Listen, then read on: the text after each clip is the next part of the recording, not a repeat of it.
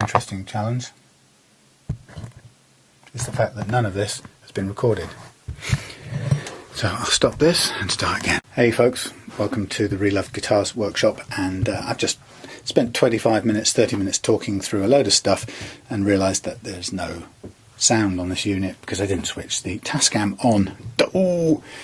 Anyway, now the Tascam is on, may I introduce you to this beast, the Minarik Inferno. Yes, it is the most glam rock guitar that I've ever had my hands on and has ever passed through the Reloved Guitars workshop. What a beastie. Two custom built humbucking pickups in slightly worn out chrome, but they should come up quite nicely. Gold fixings here that have tarnished a little bit may still also come out if we give it some TLC, and some flames here. What a beautiful thing, with a nice mother of pearl inlay around the edges and some nice inlays here on the neck going up. This is a guitar made by the Minarik brothers, I believe, or I don't know if they're two brothers who worked for BC Rich and left the company and set up Minarik guitars, and you can see that it's in beautiful condition. There's none of the flames have broken off. There are a limited number of these things in the world. It is definitely a posing guitar if ever I saw one. It's got a glued neck.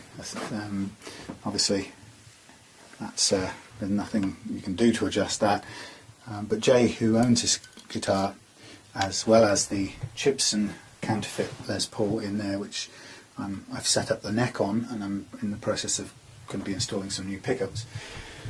Jay owns both of those guitars and a few more, and he's at present in the position of trying to choose which of these he makes his main performing guitar. Now obviously this has massive pose potential, but he's not sure about it, and he's given it to me to assess and make us play as well as it can. And it's interesting because that's quite a limited brief. He's not really said what he thinks isn't working about it. He said he's not sure if the electrics work properly, or are these the genuine pickups, because the pickups are supposed to be fabulous on this. If any of you follow Scott Grove on the big internet, on YouTube, Scott Grove, who I think knows his stuff pretty well, loves this guitar, and he rates it higher, in fact, than most Gibson custom Les Pauls, not copies, Gibson USA Les Pauls. And he rates it, but interestingly, not for the flamboyant kind of, hey Morris, how you doing? Not for any of the posing kind of potential of it, but he loves it because of actually the pickups, primarily the pickups. He thinks they're the best things ever. Let's say hi to Morris. What's up, Morris? Any news from indoors? No? No? Okay. You'll be wanting your stool, won't you, really? Can't be letting you have nowhere to sit. Excuse me, folks, while I just take care of Morris's needs. Oh, you're going to sit on the box. Okay. Well, you can do that. Oh, you're going to go. Brilliant. Whoa. Okay, so what have I found out so far? Well, I've plugged it in and given it a play. It plays. Electrics are working. What do I know about it straight away? It's a beast. It's not comfortable. Despite this thinks it's comfortable for sitting and playing on your knee. Not that, to be honest, you're ever going to want to play this at home, unless you're got an ego problem and you're staring at yourself in the mirror. But it isn't comfortable. That sticks into your knee. But electrically it seems to work. I didn't find any immediate problems with the electrics. I think we've got a volume and two tones. It's alright. That's what it feels like. Why they're separate. But, oh, hello. There's two of you now. This is Morris's sister, Yummy. And they came obviously from the same litter of 5. And they're very sweet together. They still hang out together. And although Morris spends more time out here working on the guitars with me, Yummy is more of the house cat, but she's ever so cute in her own way. She likes to come and explore. Yeah, so electrics all work. I think it was volume 2 tones. Can't find any problems with it, and actually I did a little back-to-back comparison between the vintage the Wilkinson humbuckers in that old K guitar there and this, and I did a side-by-side comparison earlier on, and these pickups did sound better, but I'm not so clever that I can tell you exactly why, which I'd like to be able to, but I'm not that clever at it. So I'm going to plug it in just now, let you hear how it sounds on this thing. I'll put the amp up here so you get as good a sound as possible. Obviously I won't be playing very well because I can't, but it's just really to try and give you an example of the tone. Apart from that, what I've noticed is that the condition of the frets is really, really bad. I don't think that's what Jay was complaining about, but it certainly wouldn't make this thing any easier to play. They really are. They're scratchy. They've got scratches all over them in different places, and they've just basically had it. Now, I'm not sure. Is his strap in here? I hope it is. No. Okay. The Inferno strap isn't here, so I'm going to have to improvise with one. This is not very good. Bugger. Usually have loads of straps out here, but I've got one here with the weight built into it that works with a guitar that's unbalanced that I've been trying to sort out, which is the Ibanez S series. So let's just try and use this on here for now, although, as I say, it's not ideal. Yeah, so the frets are in rubbish condition. Definitely need to be worked on. Probably some low slung, not how I'd want it, but if you're posing with a guitar like this, it's got to be down your ankles. There's no point having it up under your armpits. This is not a crooner's guitar. Ow. Anyway, there's a great lead weight dangling around here that shouldn't be there, but just making sure it's attached. Just get the tuning.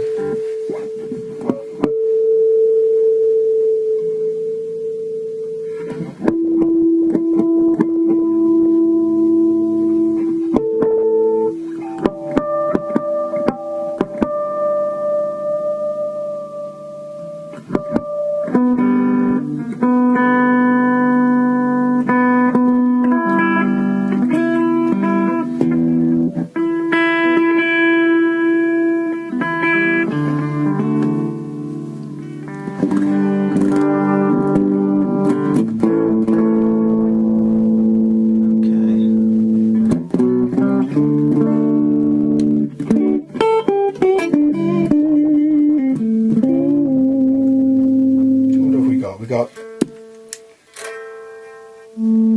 volume,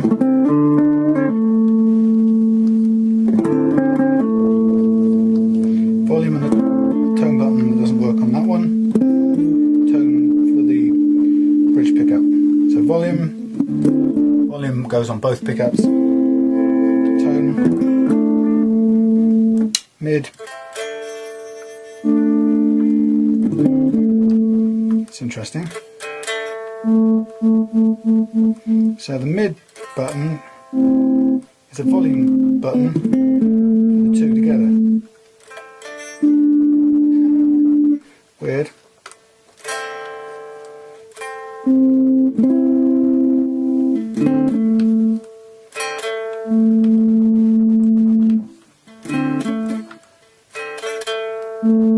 They both work. With both pickups on, they both work as a volume control. And then up the top here. Okay, I got it wrong. It's 2 volume controls and 1 tone. So 2 volumes, 1 tone. But the problem is they don't mix together. You can't have a bit of one and a bit of the other. So they're both up now. If I take off that one, which is the volume for, bloody hell, volume for the neck pickup, that cuts off any volume even from this pickup. If I turn that pickup off but put this one on, it cuts off the sound from that one.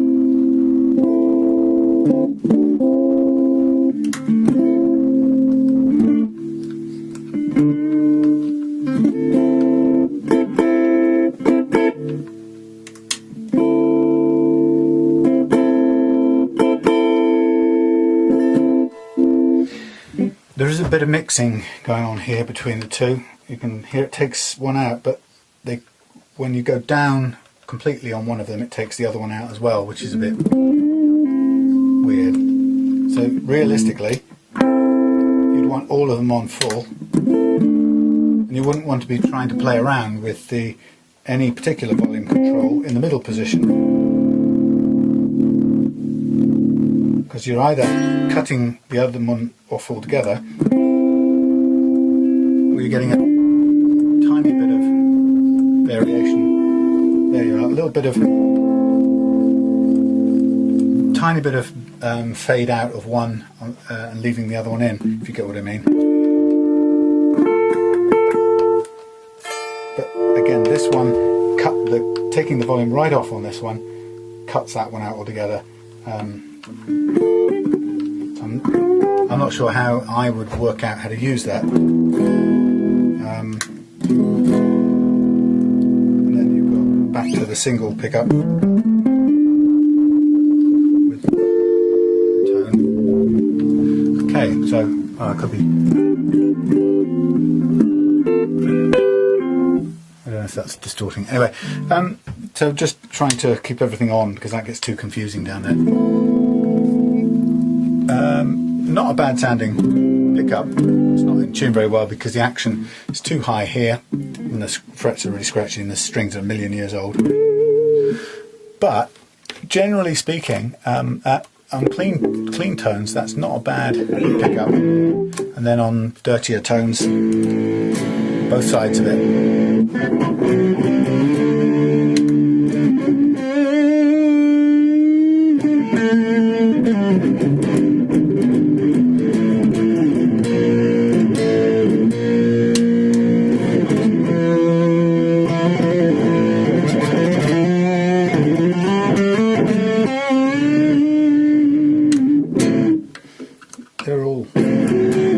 Sound good, and they're really low. They've been set down really low, and I guess I have a feeling that could be in out of deference to Mr. Scott Grove, who quite often advises that you should put your pickups lower than higher, because although when they go higher they get louder, what you also get is you lose some of the tonal range or response in exchange for higher impedance, or sorry, higher output.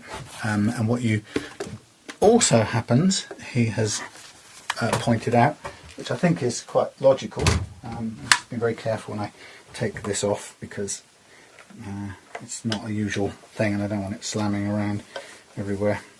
What also happens if you have your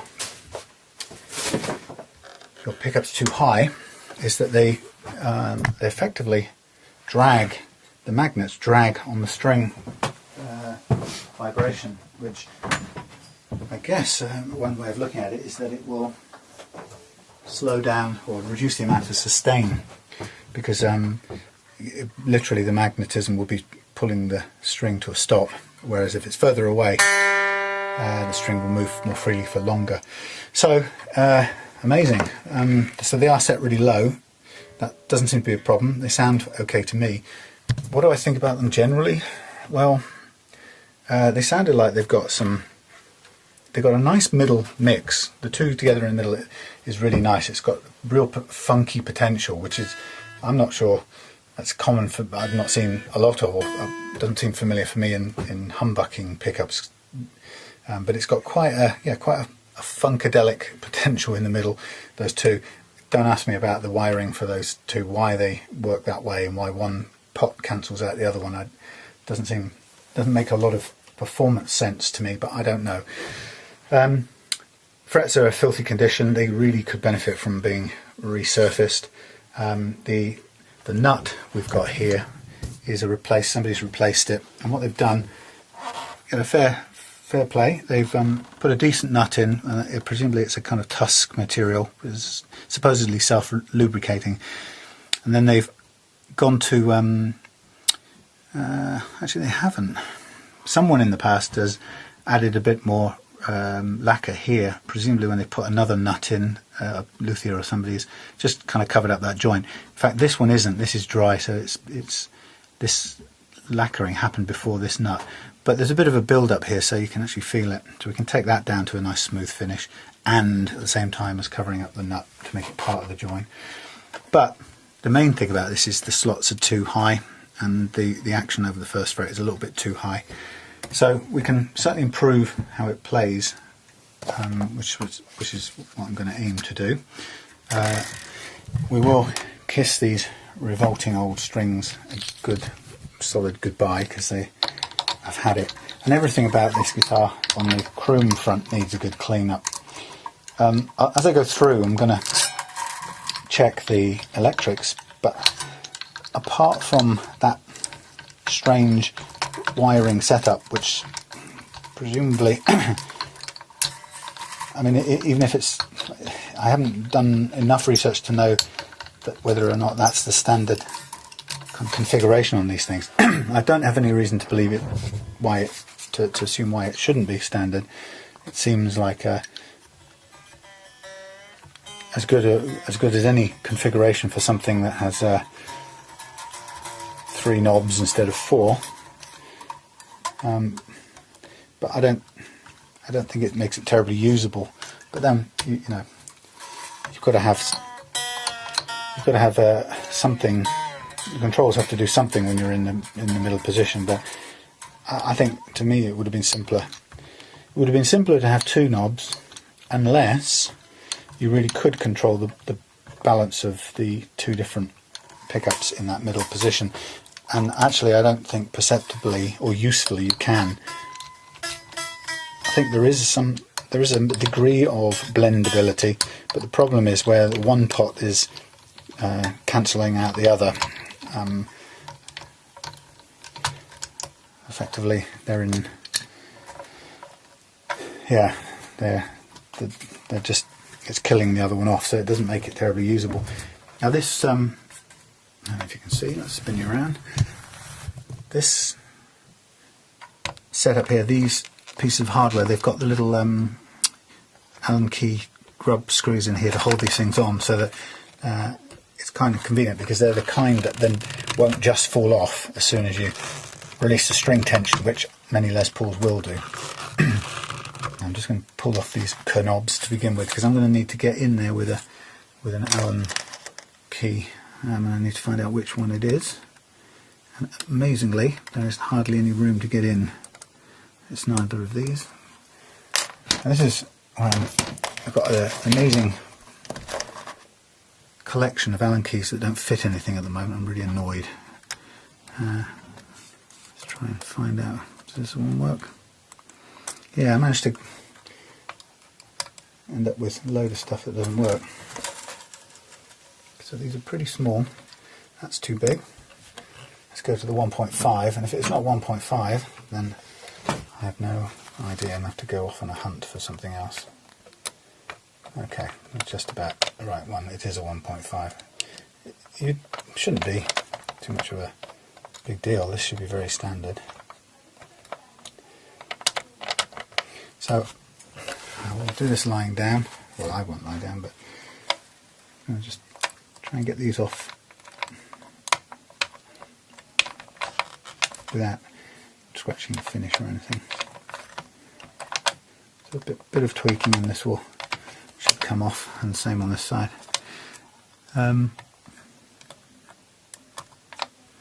Sometimes really difficult to see. There we go.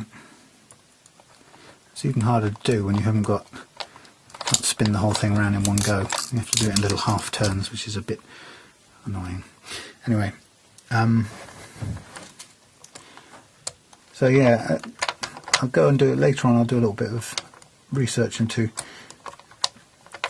the logic behind the wiring of these three things, but I'm not a great electrician, so don't expect me to rewire this, because I'd rather it works as it does, or than I go and mess it up by trying to do some fancy rewiring that I don't fully understand. It just doesn't seem ideal to me that the volumes, or the volumes on one cancels the other one out altogether. Seems silly. Okay, I'm getting there with these little grub screws. They're very sensible. I'm not knocking them. They're just a little bit hard to use, especially when you can't quite turn your Allen key round.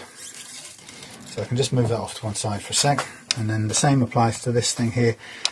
This could be easier to get off because we can do it another way. We can raise it up using the screw head threads, and that gives us room to get to the grub screws, or if we want to, we could just pull this whole thing, unscrew it all the way off without doing that. But often you think these things tend to stiffen up as you get higher up, so it's probably better to go in with the Allen key now. Again, still can't quite spin it round, but it's coming off. Yeah, so apart from that strange wiring, doesn't do it for me. Everything so far seems to work. And the pickups, to my mind, not being an aficionado, the pickups sound okay. What I have noticed about them, in my slightly unsophisticated, non-technical way of describing it, to my ears, what's good about them is that they seem to be very clear. They deal with notes very clearly, so there's a lot of, as simple as that really, a lot of clarity, especially in when distorted and when hitting hard bar chords, and it was noticeable. And I think also for me that slightly quacky, I don't know, is it out of phase? I don't know what the expression is, but a slightly funky tone when the two pickups were on together, to me sounded really nice. And you can imagine this guitar having a lot of performance potential as a sort of funky stage thing, and capable of everything, so that you don't play half your set with this sort of ostentatious flamethrower of a guitar and then have to change to a bog standard Squire Strat or something. I think that would be kind of quite a letdown, really, wouldn't it? So what I'm going to do is I'm just going to give this fingerboard a quick clean over, and in doing so it's going to reveal to me a little bit about, I don't mean DNA samples, but it's going to show me a little bit about when it was last cleaned. That's one of the things you can tell, and it doesn't feel like it's been cleaned too long ago, or to put another way, it hasn't been used too much since the last time the fingerboard was cleaned. That's interesting. And then we have leave a bit of this stuff rubbing into the pickups. It'll move around quite a lot in these housings, which is interesting. I have to be careful. But this the baked on grime is lifting a bit.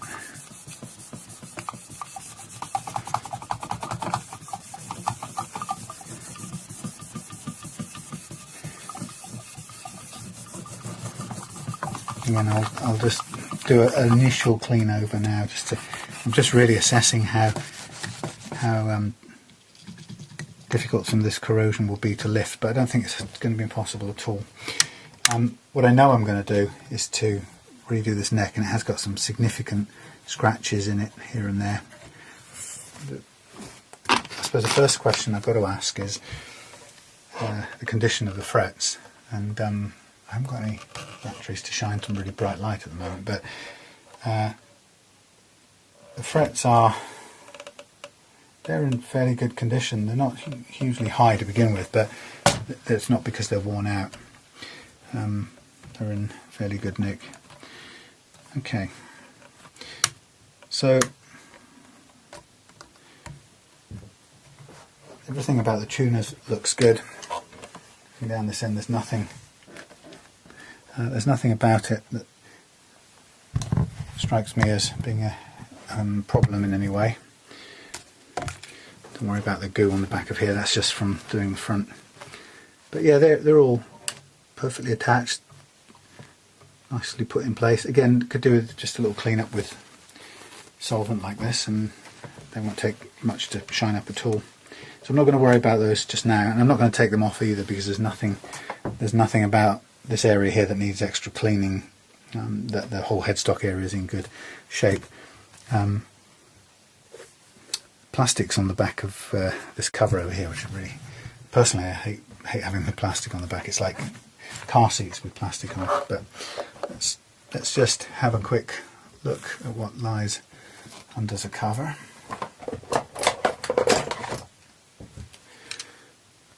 I'm just going to have a look at this to make sure that there are no loose connections of any kind that I can see along the path of any of the wires, more than anything else.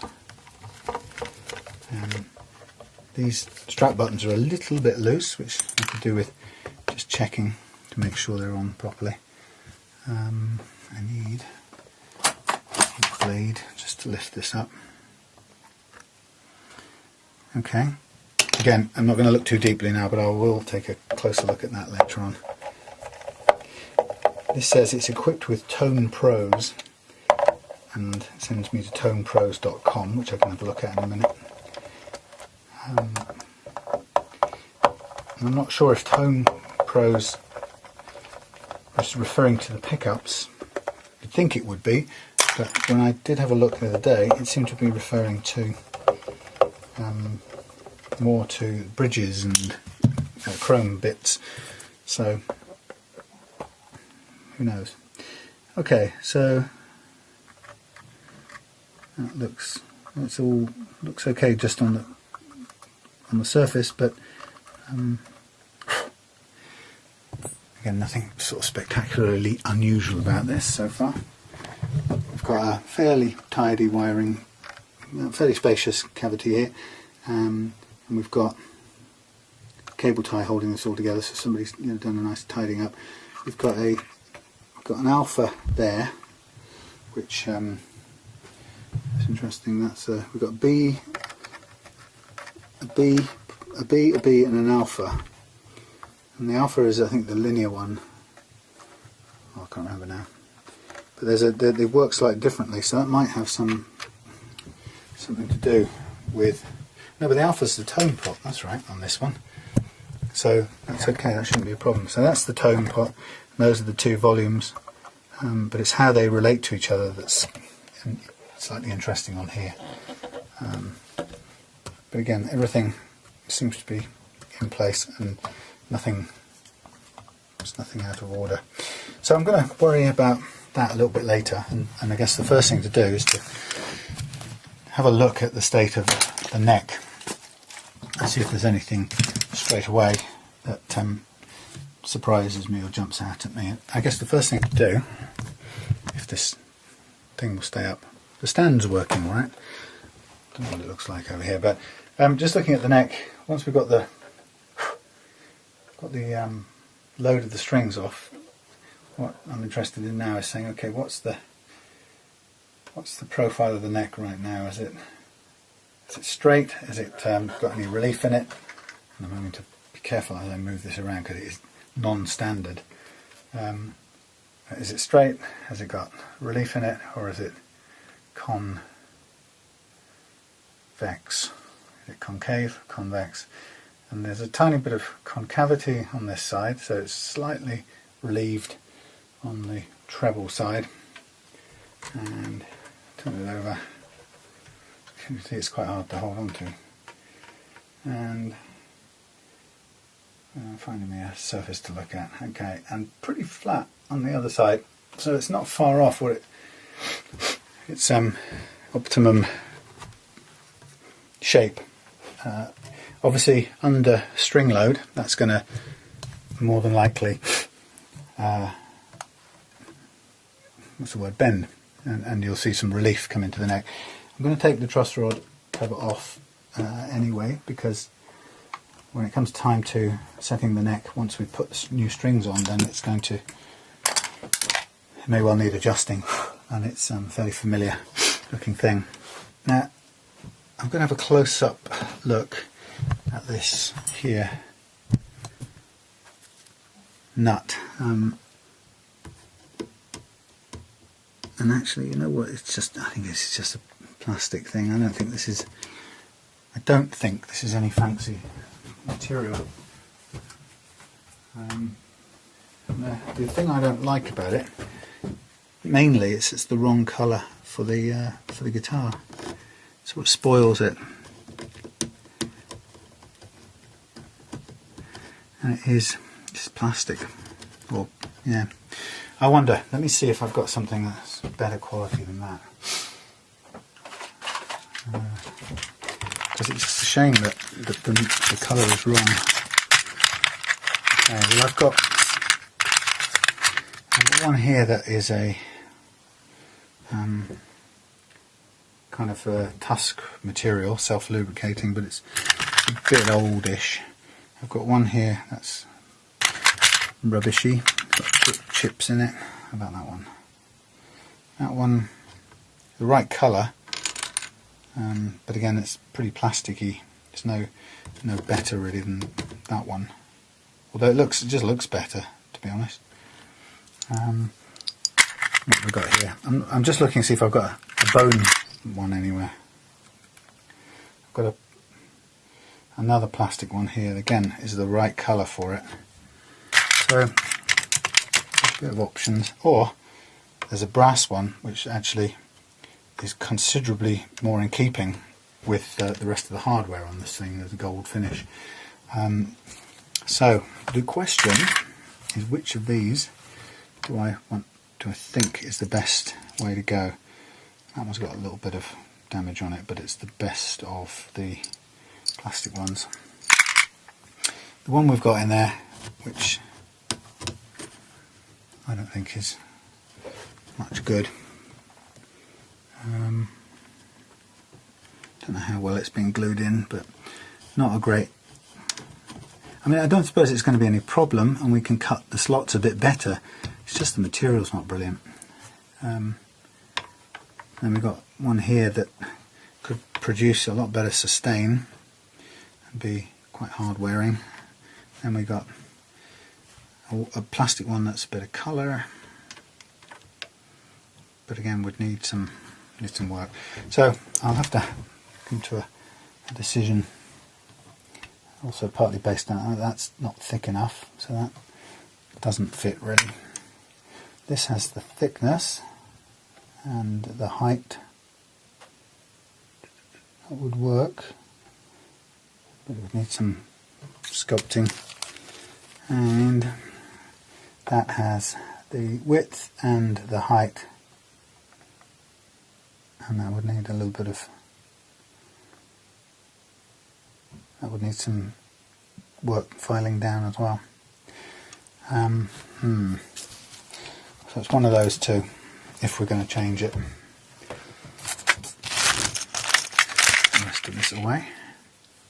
And there's black. I've got a black one, but that's no better than anything. I don't think that's just plastic. There's a few plastic ones that are just nothing special about them though. There's no argument for changing. Okay. So, decision making time. I'm going to switch the video off and have a think and do a bit more measuring and careful looking and visual comparison, just to get some better lights on this now, just to see which of these I'd prefer to use and which would fit. Okay, so I'll come back to you in a minute.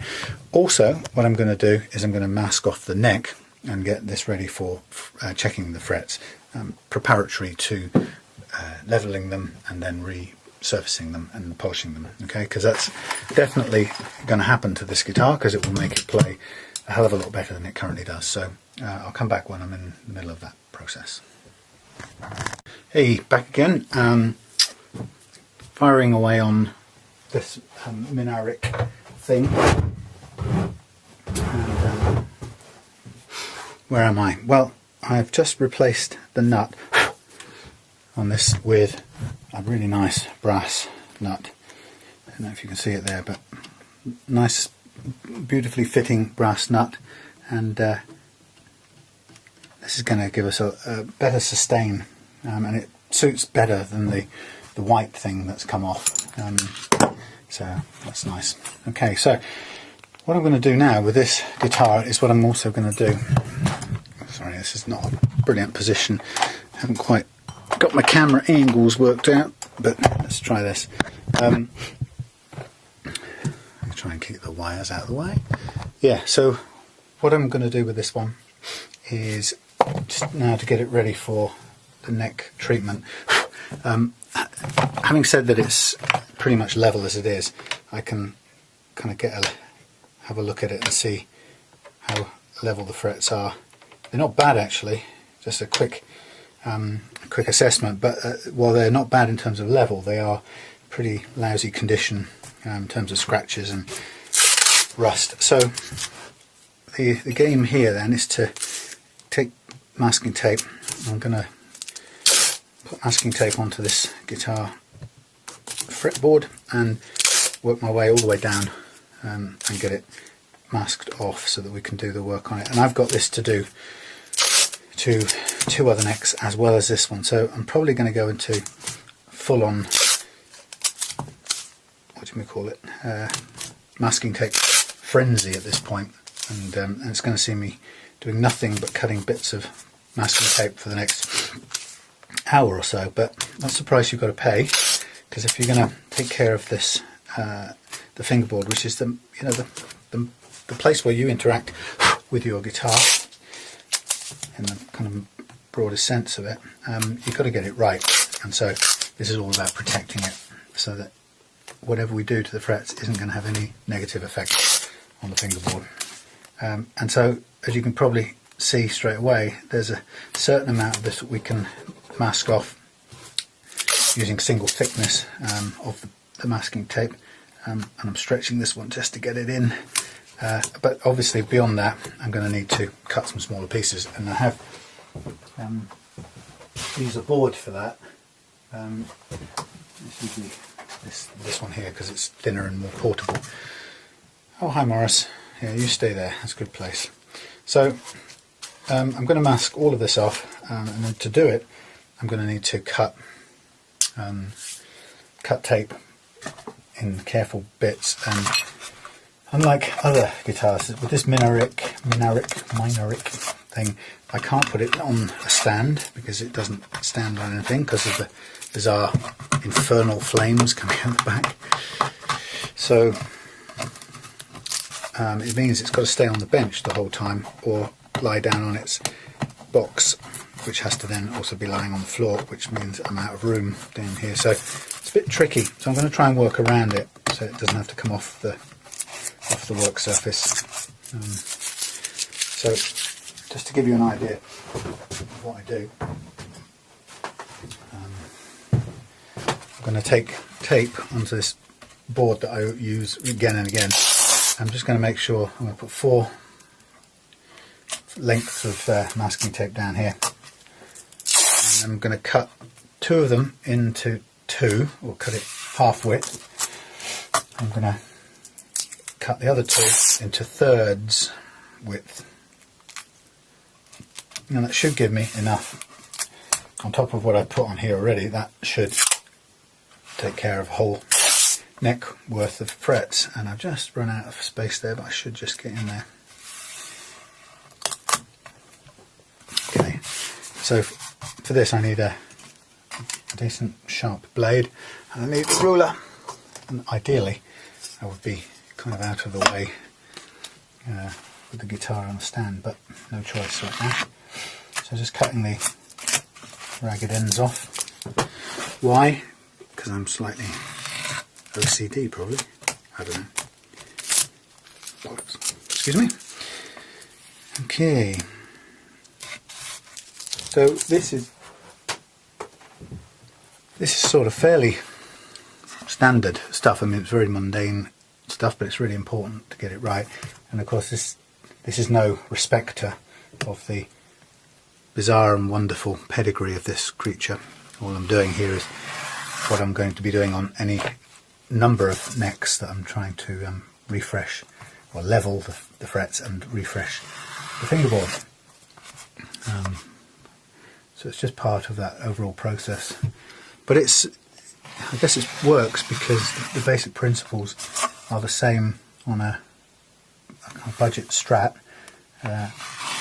as they are on an exotic glam rock device like this one. And the principle being, if you have a decent fretboard, then you'll play better. And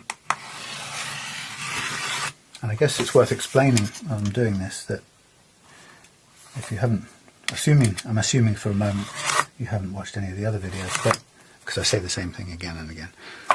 But why are we doing this at all? Why the guitar's playable without me doing this? Why am I doing this? Well, there are a couple of primary reasons and some secondary ones, but the primary reasons are when your guitar has uneven frets, as all guitars do from the factory or from the shop, unless they've had this done to them specifically. When they have uneven frets, those uneven frets kind of dictate how low you can set your action. So the more uneven they are, the higher your action has to be. And the action, you probably inherited most of your guitars when you bought them either new from the shop or via an online retailer, or if you bought them second hand. The action they came with will almost always be the way it was, because the previous owner or the factory had set it as low as they could without running into the problems lying in wait caused by the uneven frets. And so it would have been this compromise between being too high so you can't play it and being low enough to hit the limitations of the frets. So it will always have been a kind of compromise. And what we do here is, by levelling those frets, the uneven frets that are in all guitars, then what I'm able to do is to give you room to take the action down further if you want to. Now, it doesn't mean you have to, but most people prefer their action to be a little bit lighter or lower than it currently is. A lot of people, and certainly on more budget guitars, one of the biggest complaints is that the action's so high that they're unplayable. That's particularly true actually of acoustic guitars, which tend to be almost enough to put off most learners from beginning taking up the guitar, or at least put them off sticking to it. So this allows you to choose how low you have your action instead of it being dictated for you. And of course a secondary effect is that it cleans up all these imperfections on the surface of the frets. That if it's a second-hand guitar or a well-loved old one like this, it will certainly have picked up some scratches and chips, particularly where things fall against the strings and hit the frets. That's a classic one. Almost all guitars have got some evidence of having something, either they fall forward onto the floor and something presses a string into the fret, or somebody bangs something against the guitar and the fret gets hit into the string gets hit into the fret. So this process, as well as giving you back control over your playing action cleans up the frets and makes them like new again. And you can see the pits on this fret already.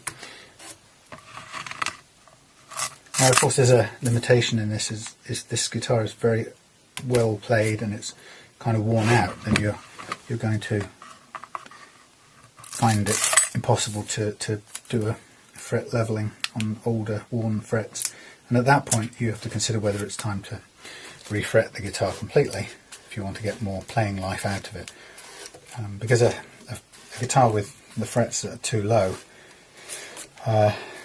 it's not a pleasant thing. It doesn't feel quite right. Don't know why, but just somehow your fingers feel like they're just touching the wood. They're not touching the frets. It's hard to describe, but it doesn't feel good. Anyway, so that's another benefit. Sorry, not benefit. That's a consideration that you have to think about. And hence, in the last couple of days, I've refretted 2 guitars because there was no point going off and starting to lower the frets or anything, because there wasn't enough metal in them to do that. Or there was, but it just would have left them unsatisfactory. So it's just simpler to bite the bullet and say, okay, I'm just going to refret these.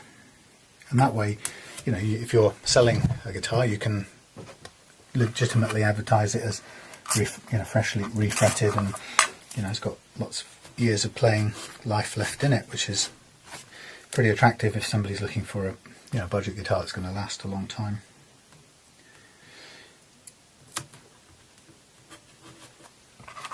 And so yeah, it's really mainly about improving the condition of the frets, but getting back a choice over the playing action. And now the playing action in this setup, when we do these setups, isn't just about the playing action set by the bridge. It's also about the playing action over the first fret, which is much more of a function of this than it is of the action down here. And that requires taking care of the slots here in the nut, making sure that they're the right depth. And interestingly enough, probably the biggest reason, 2 reasons to take care of that, or to pay attention to that, is the first one is that if it's too high, and we're talking by 1/2 millimetre or 1/3 of a millimetre can make the difference. But if it's fractionally too high, the guitar is really hard to play, and it doesn't matter how high the action is here, it's still hard to play down here because you're pressing so hard to fret notes.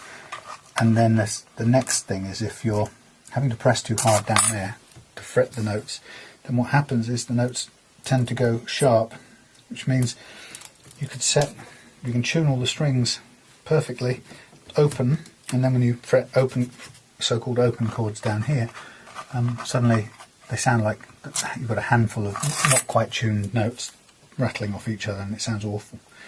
And that's the result of intonation problems due to the slots being wrong.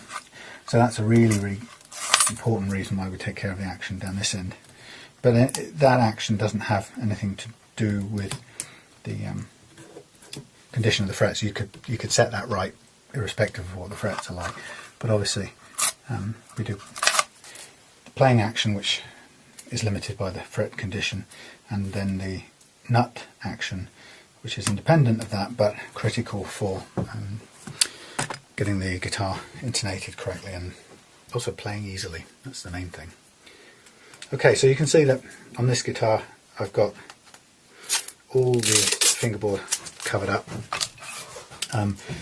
What I also most definitely want to do with this guitar is to run over the top of this, across the top of the pickups and over the back, and just make sure that I've got all of this just nicely covered off. That's when you get something on the edge of your tape and it doesn't break or come around properly. Yeah, this is now all about making sure that the finish at this end of the guitar is taken care of, protected, because I'm going to be working with a file which isn't going to touch this, but since we're working around this area, it's better that this is looked after so nothing's going to damage it. And then a bit later on, when we come to polish the frets, once we've done the leveling and the reprofiling, then we're going to be making with some sandpaper around here. And we just want to make sure that none of this sandpaper hits any raw finish, because that'd be a shame. So, you know, it's a case of spend a bit of more money on tape and buy yourself out of having to do kind of time-consuming finish repairs. You know, you have to polish, retouch or polish a finish because you scratched it somewhere in the process. So I'm just going to make sure all of this end is safely covered up, however that has to happen. It doesn't have to be perfect, just as you can see, it's now kind of safely covered. Okay, and I'm going to keep a few little strips here, because if anything comes undone here, I'm going to need to cover it up quickly before I go do any more sanding or leveling. Okay, so, excuse me, now what I'm going to do is I'm going to do a bit of checking and marking. So this is just for my informational curiosity, really. I'm always interested to know, as you probably see, I've got a score chart over there. I'm always interested to know which or how many frets are uneven on guitars of different conditions, different factories, different manufacturers, and so on. And in this case, this is an unknown beast, and I'm really keen to see what it's like. Now, I do know that it's been through the hands of a guitar tech or some sort of luthier, because it's had a nut deliberately put in, and with that in mind, it's highly likely that somebody's done something with the frets as well. But I'm just leaving the frets, or leaving the neck dangling here. I could support it a little bit, but I don't want to bend it too much, because it's got quite a weight on it, this neck. It's a question of, do I let it go under too much gravity, or do I support it? Let's support it a little bit. Okay, so I'm using a metal straight edge over 3 frets, and I'm trying to rock it around the middle one. And if I can rock it, I'll hear a clicking sound, and I'll feel the clicking noise. I'll feel the clicking motion, like that. And this tells me that this fret here is relatively high compared to the ones either side. Now, it doesn't tell me whether it's truly high or not, it's just relatively so. And that's the important thing we've got to remember. This is all about relative evenness, not an absolute high or lowness, because the truth is, for that to click, it means that's either high, or either of those two could be low in relation to that one. So that's all we know, is that appears to be high, but it could be physically high, or it could be that one of these is low. And right now, it doesn't really matter which that is. But it's worth bearing in mind when you do this, because you can't just assume that because that clicked there, that is actually high. So if you just assumed it was, and you went and scraped away that fret, truth is, that fret might have been perfect, that might have been low. And what you've done is you've just gone and made that low to match that one, which now you've got 2 low frets and the rest are okay. We've created more of a problem.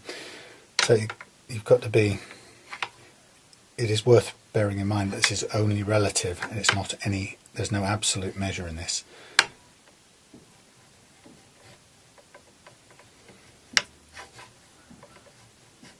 Somebody's got some fireworks going on. This is, so far, this is surprisingly good condition. Hard to tell whether it's the way it came out of the factory.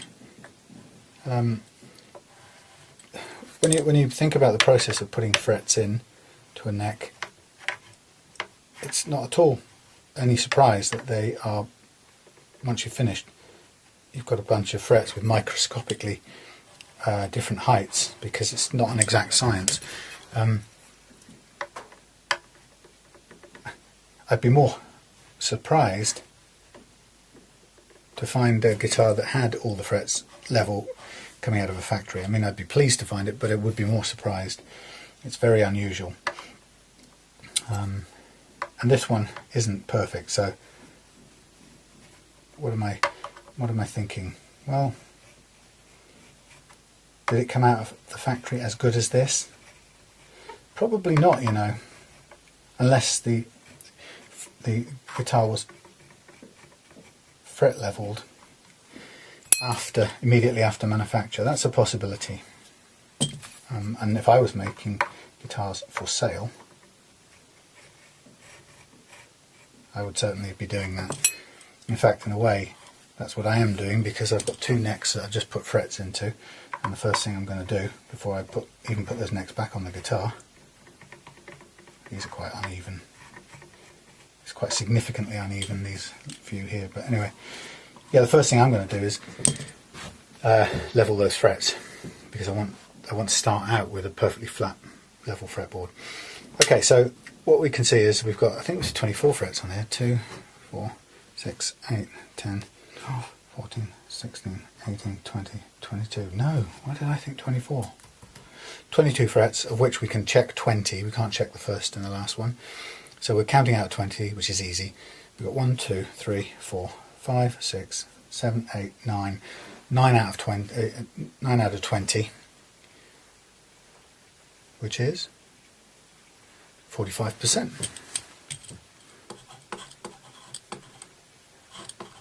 That's not too bad. Take a picture of that, because I like to keep a sort of record of all these weird and wonderful creatures and their scores.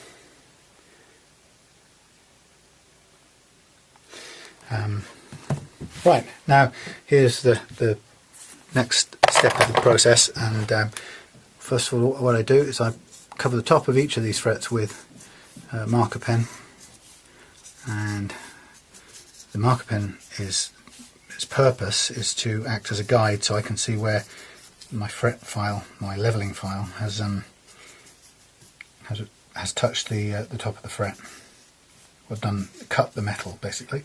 So if there's any black left, it means I've either missed that fret out somehow, or very likely on the guitar, any guitar, is that that's a low spot. And if that's a low spot, then it's probably that's making the thing next door seem high by comparison. So here we go. I've got my nut on there. I've got this safely covered up. The pickup's down. I'm not going to scrape the top or the screws on the top of the pickup. And all I have to do now, I'm going to change my specs for the slightly zoomed in reading ones. But all I'm doing now is, in fact, I'll tell you what I can do is I can give myself a bit of extra help here. I've got some extra light I can throw on this situation. And, I do this very carefully because the guitar is directly below here, and I don't wish to drop any batteries. So I'm thinking very carefully about what I'm doing. Now, whoever's having the party is still firing those fireworks off. Right, batteries all safely in. Dun, dun, dun, dun. Right, I'm going to bounce some hot light off the roof. Whee! It's quite nice. Right, so here we go. This is the moment of truth. So we get the fret leveling file, and we start over here. Let's make sure I can reach all these things. Is that actually high? Just going to check. If you ever wonder about that, just make sure you've got clearance on these things. Okay, I've got clearance. That shouldn't be a problem. And I'm going to now just start by firing off down the neck of the guitar. Lean off the edge a little bit. Make sure I get the edge, and then I'm going to come in and work in strips along the guitar and towards the middle. Now I do know that the ones here are quite uneven, so I've got to be prepared to pay them attention. And then all the way to this edge, and again slightly leaning off the edge. Now straight away I can just stop and take a look, and it tells me that the marks on here show me that I've cut the top off each one of these frets, except there's a couple down here that I haven't. So I'm going to turn around and very gently come back and make sure that I get everything at least once with this file, because these need to be, particularly these need to be level, because if they're not, then what will happen is that's where you're going to get the most problems. That's when you're trying to play guitar breaks. If they're uneven there, then you're going to get notes choking off. Now that's not too bad. There's a couple of points here where it almost not touched anything, but that's only low spots, so we can live with that. And interestingly, that the relative levelness of these are quite a bit lower than some of these here, which is interesting. So I'm going to brush this off now, and we're done with the fret leveling. If you're not sure, it's always a good thing at this point to get your checking device and go back to the marks or the places you marked up as being uneven, and just double check each one of them.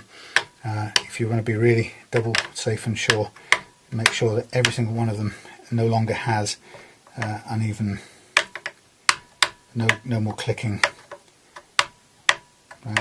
That process there should have absolutely cured all of that.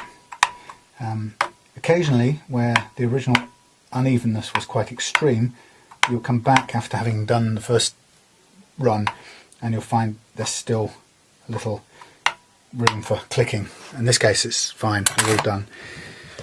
So the next part of the thing is to mark over the top of them again, and this time the pen is going to serve a slightly different function, and its purpose is to tell us where it's going to tell us where we've cut, like this previous step, but this time we're going to aim to leave a thin line down the middle of the fret.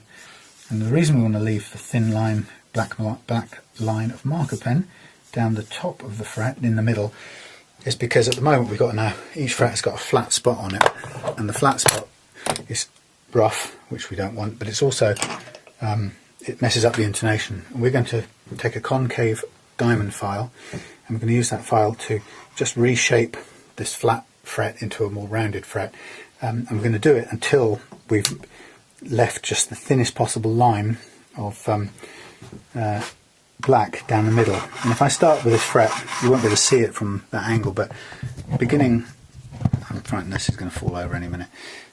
So as soon as I work with this concave tool, it starts, because it's concave, it starts to take off the sharp shoulder of the fret, and that's what we want it to do. So I can see two little thin tram lines of raw metal where I'm taking off the shoulder, the edges of the flat area, and then as I keep going, that black line in the middle will get thinner and thinner, and I stop when it's a tiny thin line. And that means I've reshaped the fret, but I've left the very tip of it, or the very top of the fret, untouched.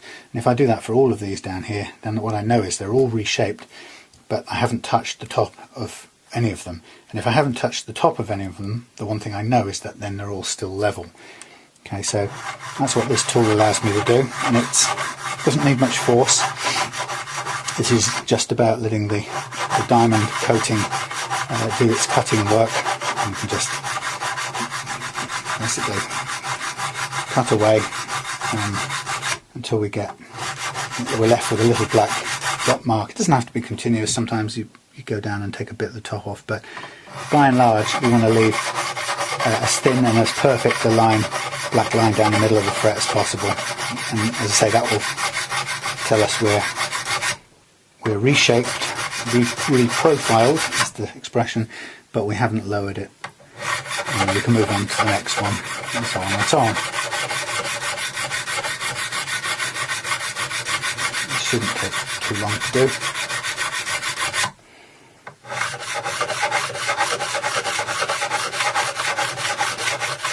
This file is one that I bought from StuMac, a US luthier supplies company, and there are a number of cheaper variants you can try, and they all work. different. There aren't that many actually, but there are a few.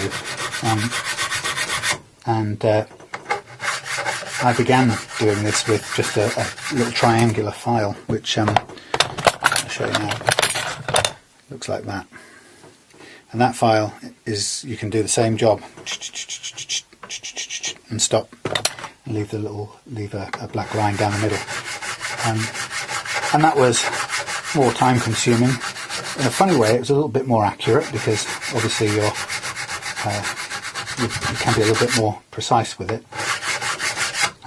But yeah, more time consuming and perhaps not as consistent unless you've built up a technique over time from doing it so many times.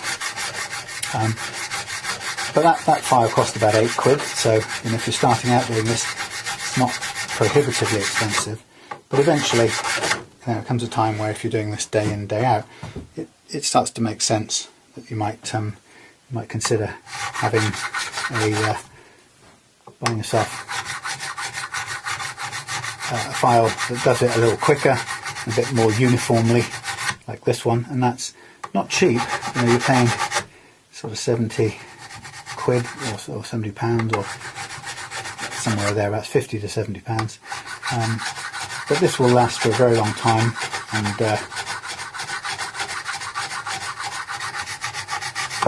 you'll earn your money back from using this a few times over. I'm actually I just turned it round for a minute because I've got some clogging of the diamond particles up here which I need to clean out, but I've been using it on that end for quite a long time. So the curved end is quite good when you get up here because you need to get in at a different angle, but probably be good to get into a habit of using the other parts of this file, which I don't. I'm being naughty.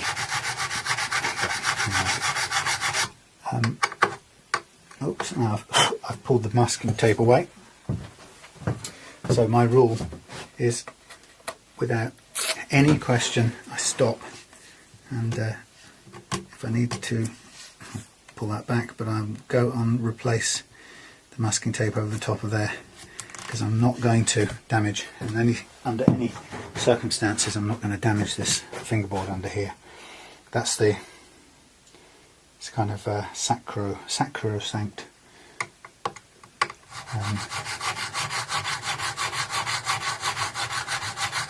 It's the bit that you could get all the fret work done right, but if you screw up the fingerboard, then you can be stuck without any steps backwards to fix it.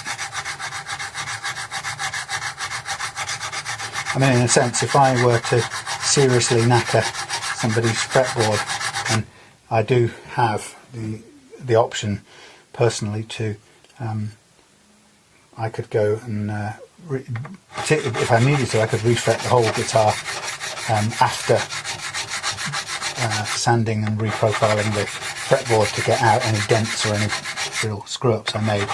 But it wouldn't be ideal, and of course it would, without a doubt, it would cost me any possible any hint of any chance of a profit on a guitar. I'd be doing it at my own expense.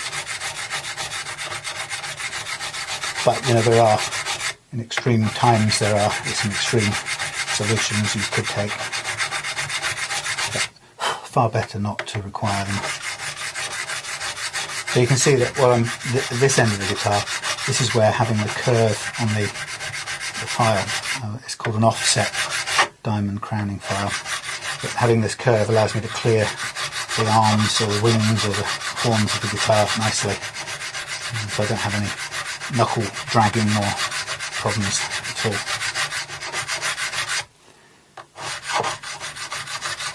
So we're not far off the end, and once we've done this, then we're coming towards the third part of the process, which is to re-polish these then up to a nice shiny playing standard.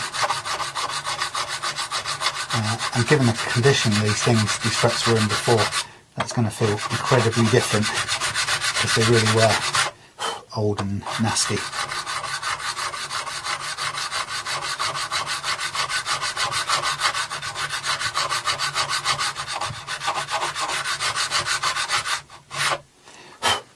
are off. 5 more close together. This is a slow process, there's no doubt about it.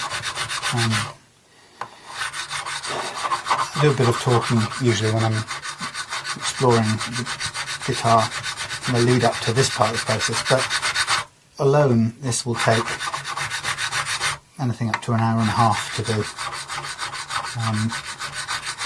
So you can see there is no quick way of making these frets into a nice condition.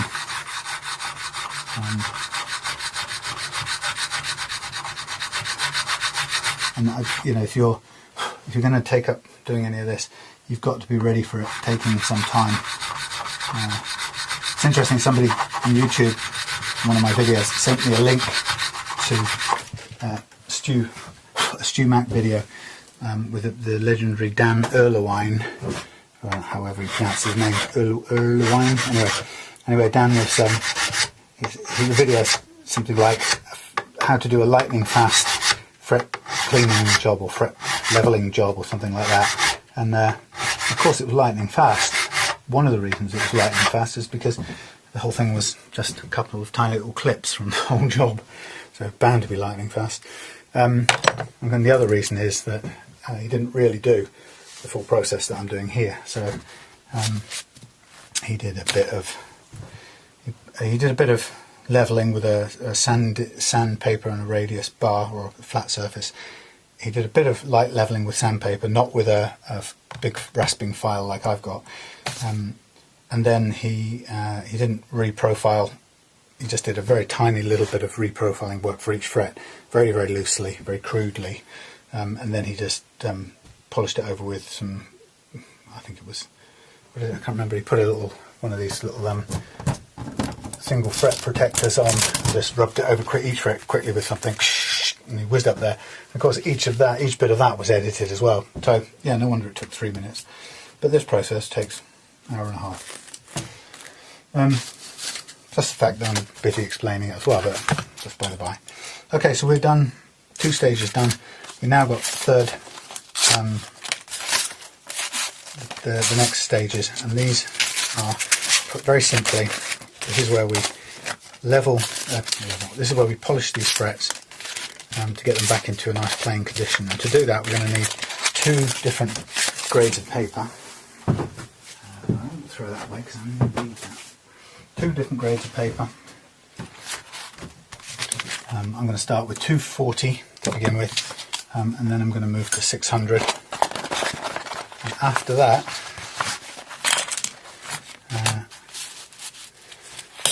I move on from the 600 to a set of micromesh papers, which are go from 1500 through to 12,000, which is really high polish. Okay, so don't mind this is a bit crudely ripped, obviously, because I'm not taking up too much time with this. Partly because the desk is, the work surface is taken up already, so it's a bit hard to get the tools I want out. So the point here is that we're going to start with 240, which is quite aggressive, abrasive, and we're going to use that until such a time as we've removed the marks left by this file. Okay, and they're really, really crude and big scratches. So we're going to use 240 until we've removed those marks, and I'm not going to move on until my little friend here tells me for sure that we've definitely got rid of those marks. Once I'm absolutely sure of that, then I'll move on to the 600 marks, and once that's done, then we'll move on to the micromesh papers, which are these things up here. It's got a bit too much rosewood on it for my liking, but these. Okay, so that's the sequence, and it's got to be, we've got to be disciplined about it. There's no, it's not going to work as a guitar fingerboard if I leave any of the scratches that this thing left. If I leave any of those in the tops of these frets, it will look great, but you'll know about it by the time you restring it, because it will just play like crap. It'll be scratches, anything. So to do this, I'm going to use mostly my fingers and some of a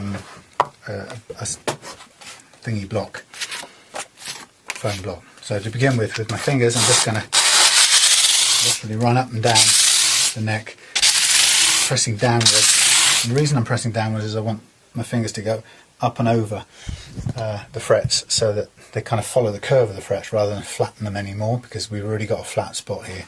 So you can hear it bunking over the top, and that's what I want to hear.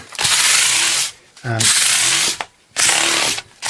then I'll come both ways. It's difficult because this neck is still attached, and it's kind of more or less impossible to turn the guitar around, so I'm going to have to turn me round and come back this way.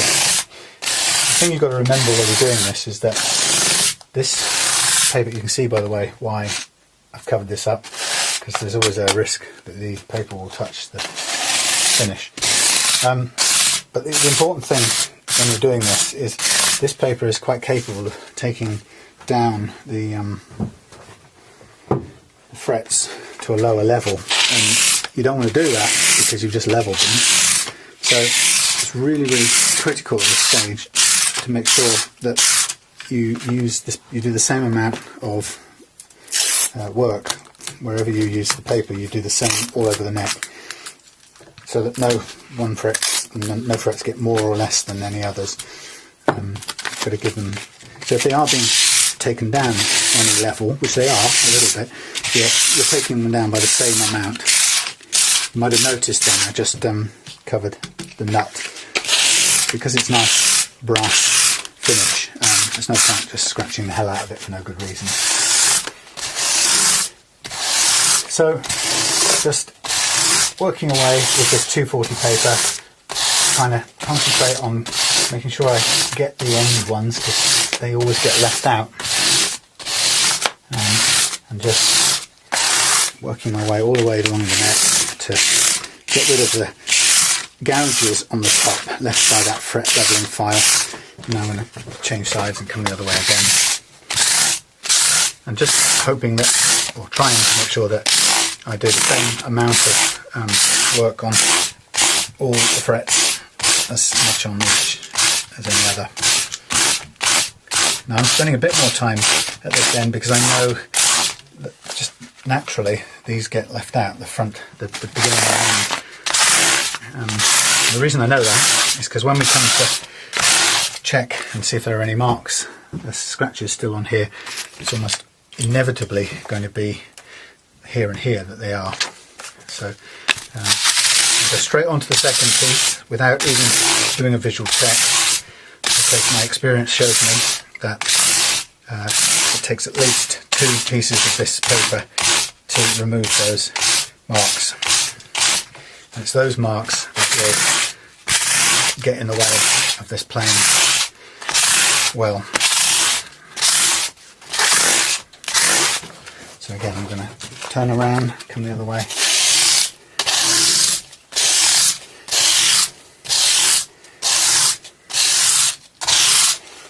Also watching all the time to make sure that I don't peel off any masking tape or exposing any of the fingerboard underneath. It's all about keeping the integrity of that fingerboard so that the guitar looks and plays as well when you finish, or better than it did before.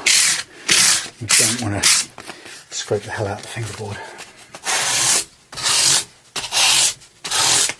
You see there's quite a bit of dirt from this process, and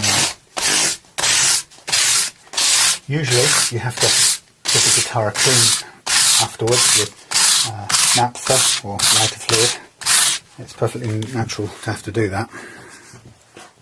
It's always going to get dirty in this process.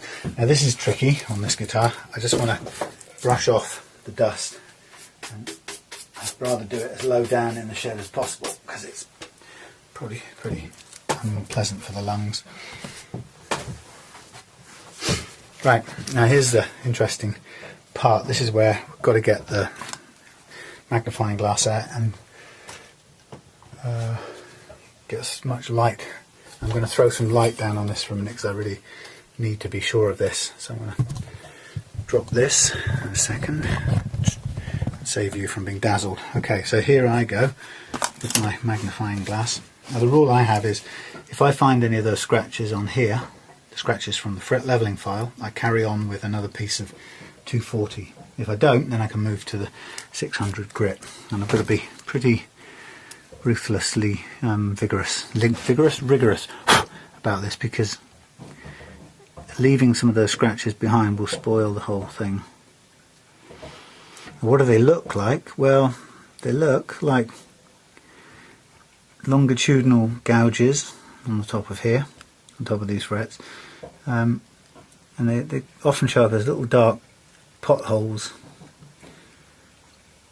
So I'm looking at a bunch of frets that have got loads of scratches from the 240 paper, and ideally all scratches from the 240 paper. However, there's example or evidence, tiny little bit there. So by my own rules I have to carry on with another piece of 240, because I found evidence of some of the scratches still in one fret.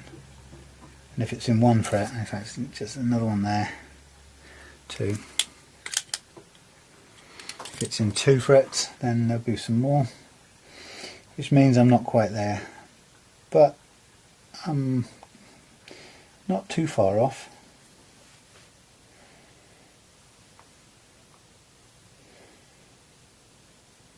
You can see there's no stylish way of doing this, but it's not about style, it's about getting this done, making sure that this plays as good as it can when it comes out at the end. Okay, so a couple of spots.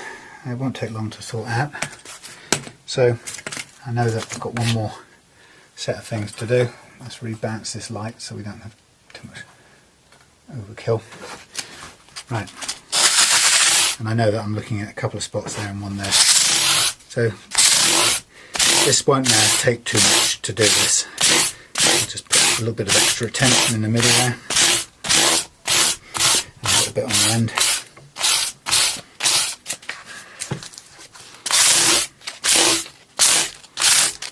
And then we'll be ready to move on.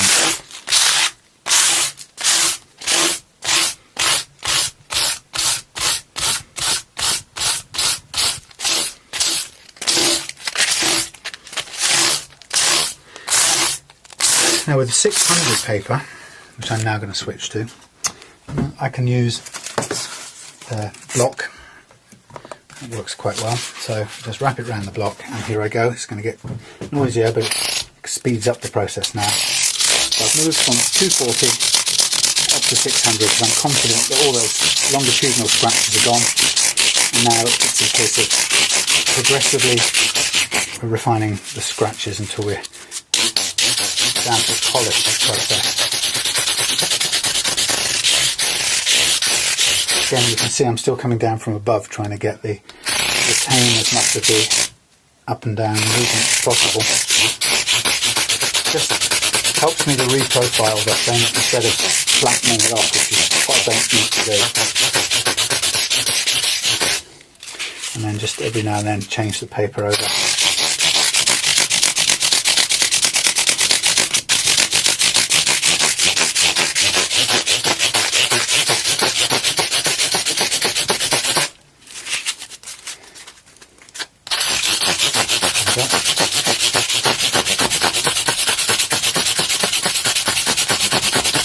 Towards the end ones that are difficult to get through.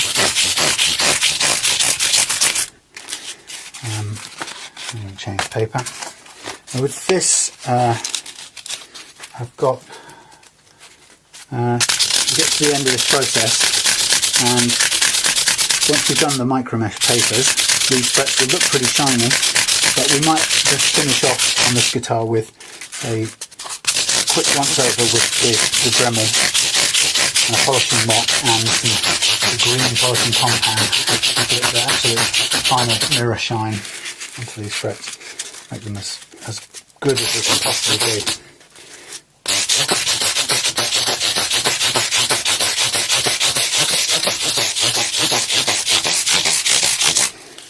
So once I've got through most of this 600 paper, I can start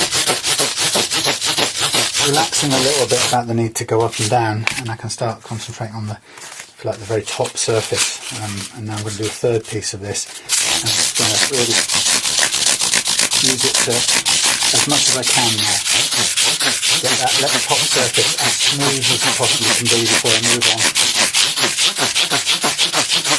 The next jump is quite a big one, from 600 to 1500. And what I don't want is for the 1500 paper to be trying to remove 240 grit scratches.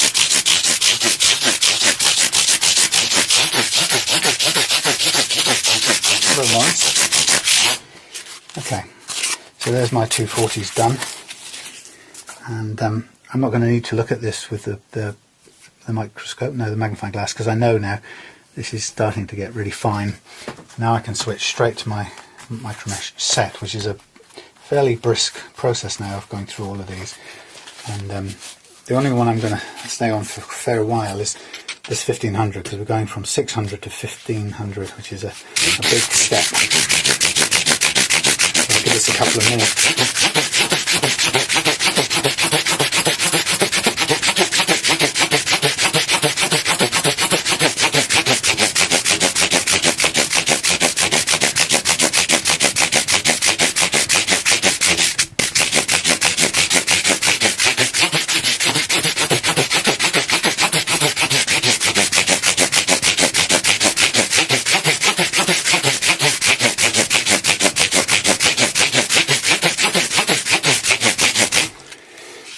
More on this one, and then switch.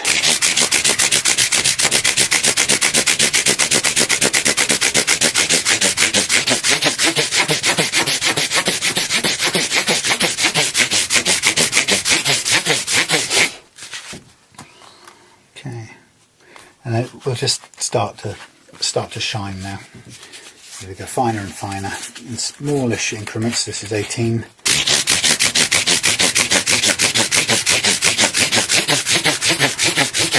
24 is the next one.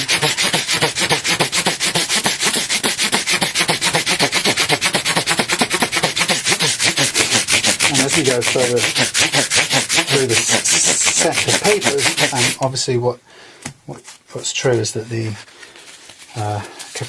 capacity for taking off metal is finer and finer. So we've kind of gotten beyond the point at which we can alter the amount of the levelness of effects now. Unless you spent several hours rubbing away on one fret, you couldn't do it. And we don't have to spend too long because we're just going in fairly small chunks.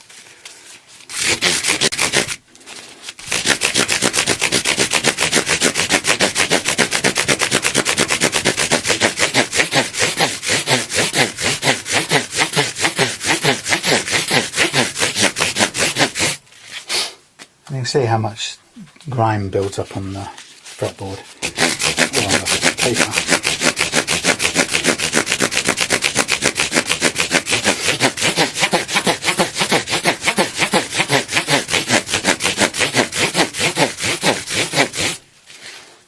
Right, and we're coming up to 4, and then there's another 3 after that. This is perfectly playable after the 12,000 grit one.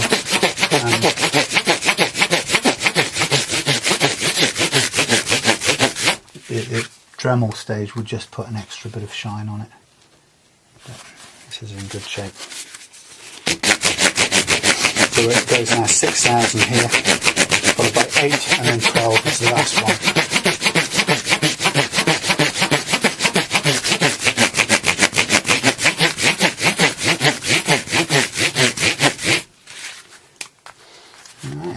So my thing says here 53 minutes.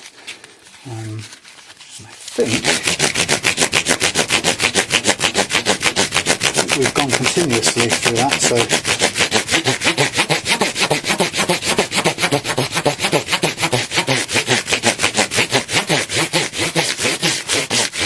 okay, now we're on the last one here of this set, and then the only thing remaining to do after that is make a bit of a mess with the Dremel, which I will go and fetch from indoors in a moment. we are. That's 12,000. So that's the hard work done, and then there's a fairly easy Dremel pass coming up, but it's messy, so we'll end up with a lot of goo everywhere on this fingerboard, on the paper anyway. And I need to first of all find the stuff, which I've got. Yeah, let me just leave you for a second. Just hang on there. I will go and get the Dremel back any second now.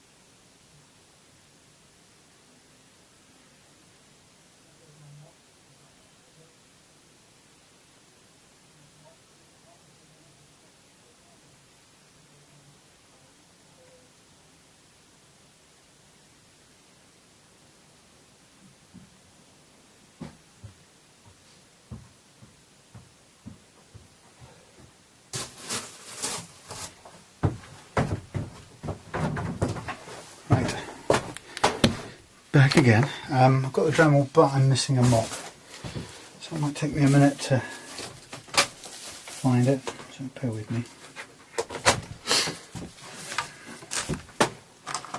Attention. Oh, bugger. This could be a temporary halt to the process. I can't find the... oh, that will do. I was going to say, if I couldn't find the thing, the mop holdery thing, but I've got one, an old one. Should be easy enough to switch over. So I'm going to use a sort of fabric mop. Going to screw it into place. If this will come out. Yep, good. And these things wear out pretty quick, so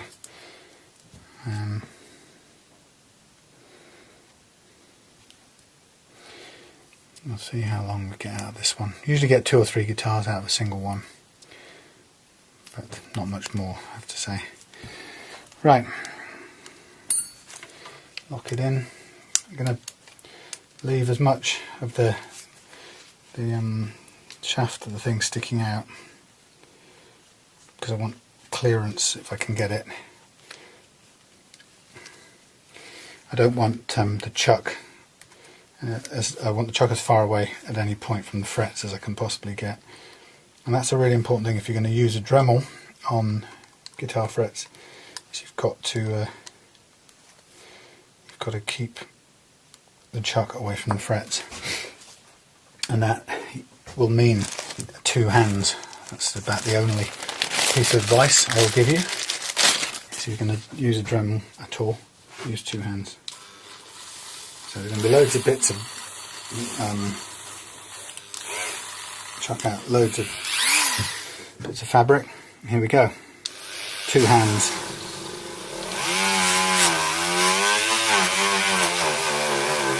Loads of bits coming off everywhere.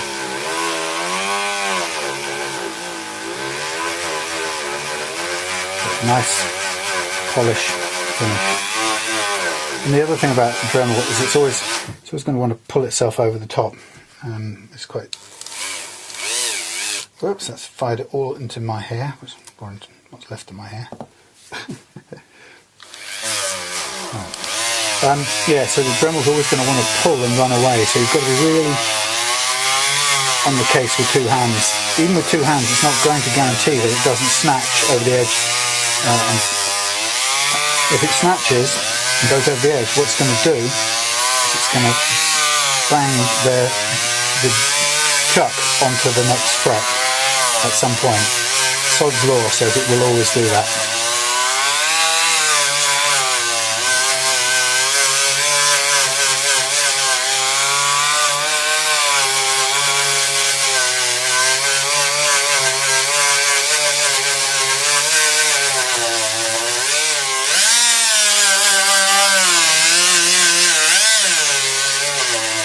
not a great fan of this green stuff.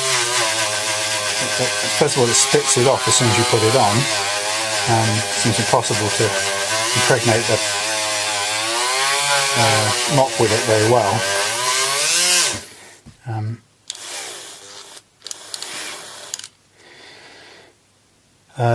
It doesn't last very long because it's spitting it everywhere.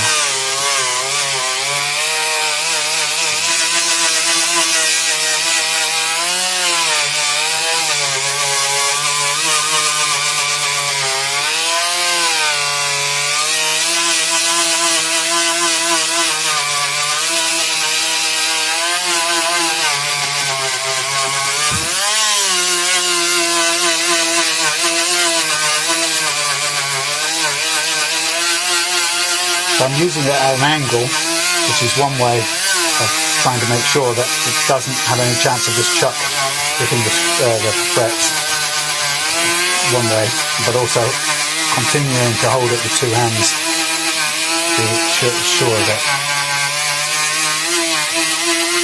Morris, this isn't a good time. I hope he'll work out for himself that isn't the right time.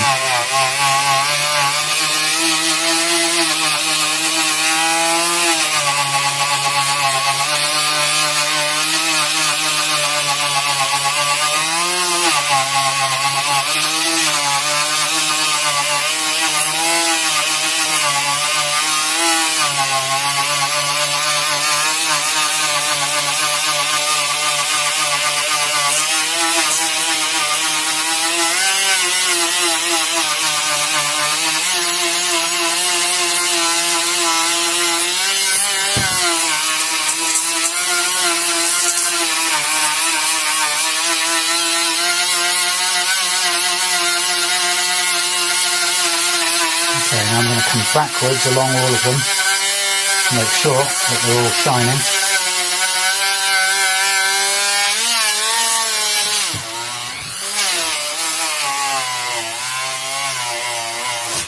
Whoopsie, that caught me out. Luckily I got away with it, but you won't always.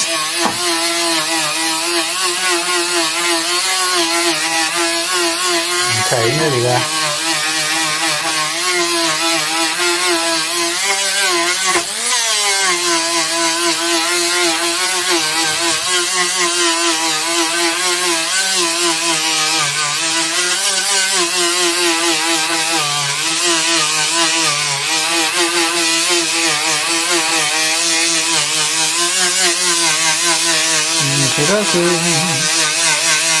Boring, boring, boring. Had enough now, once you finish.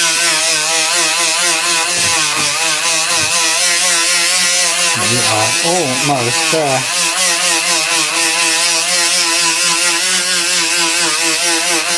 Hey. Gunge everywhere. Right, so the fun part is take the stuff off, and the way of doing this is turn it over.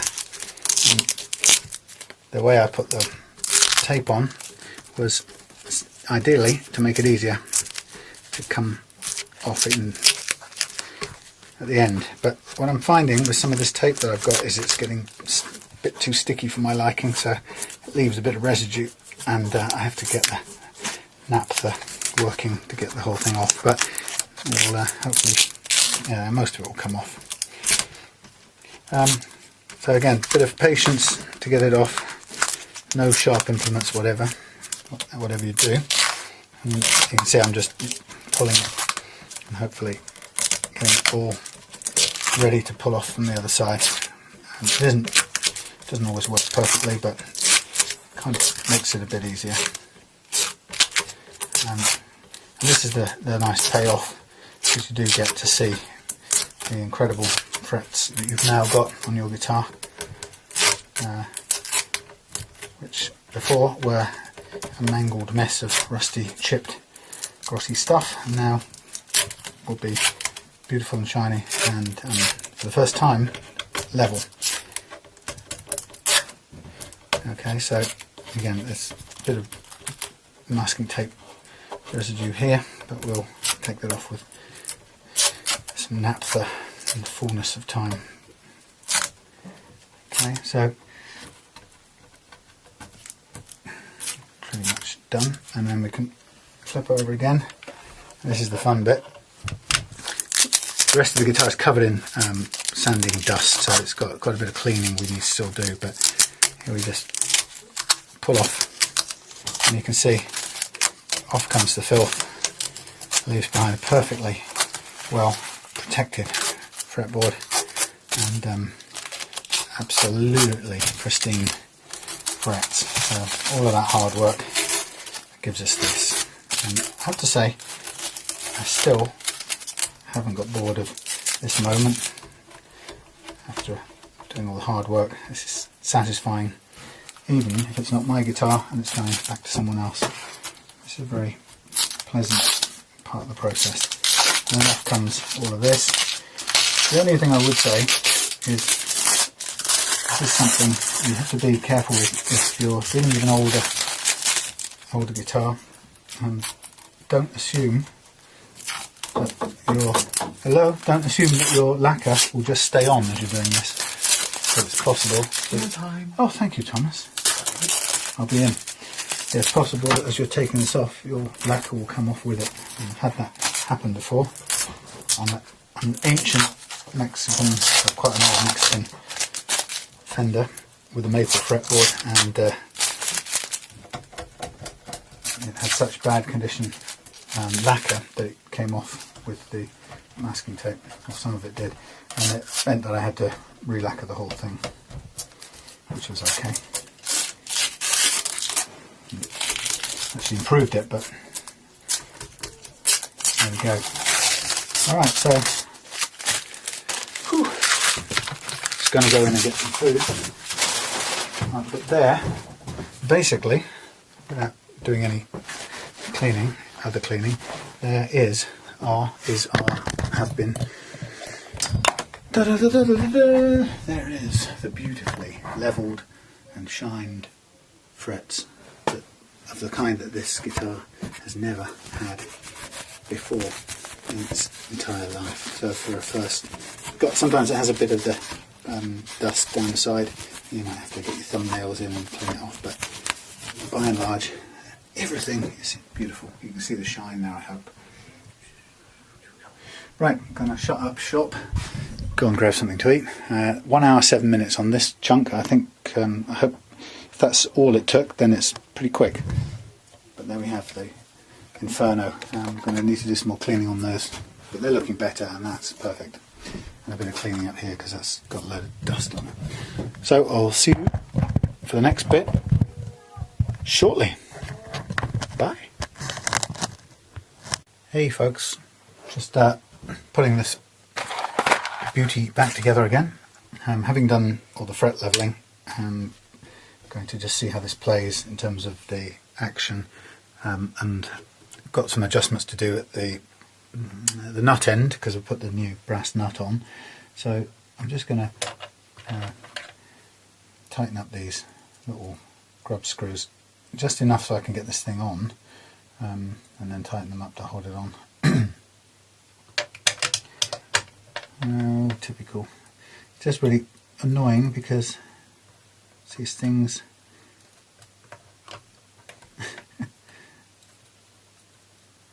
they don't fit on until the screw is all the way out. Damnation. Anyway, yeah, so this bit now is, we'll get the strings back on, and then we'll get the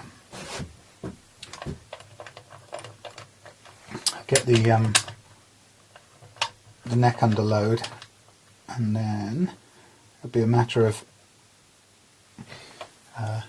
checking the playing action of the tunematic bridge end.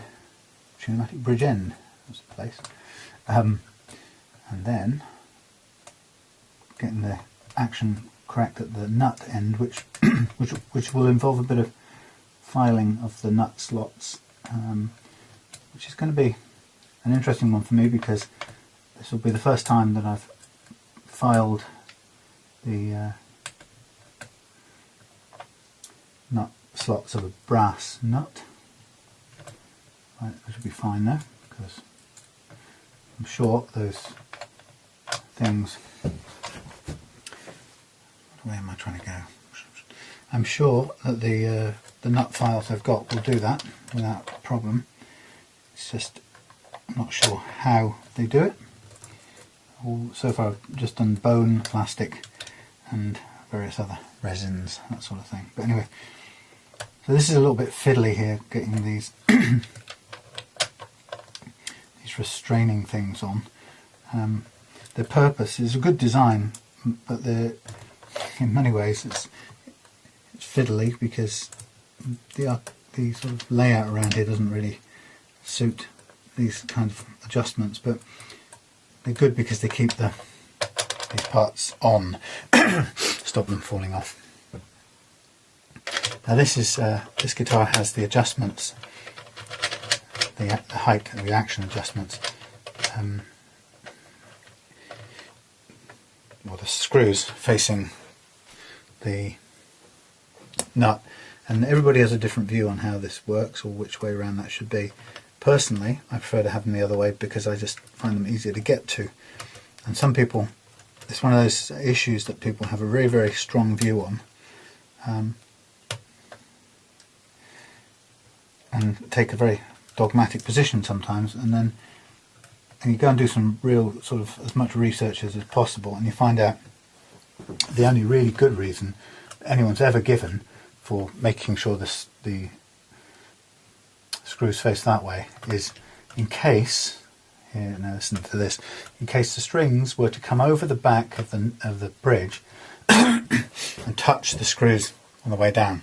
There's no more likelihood of that than they're likely to come off and touch the little restraining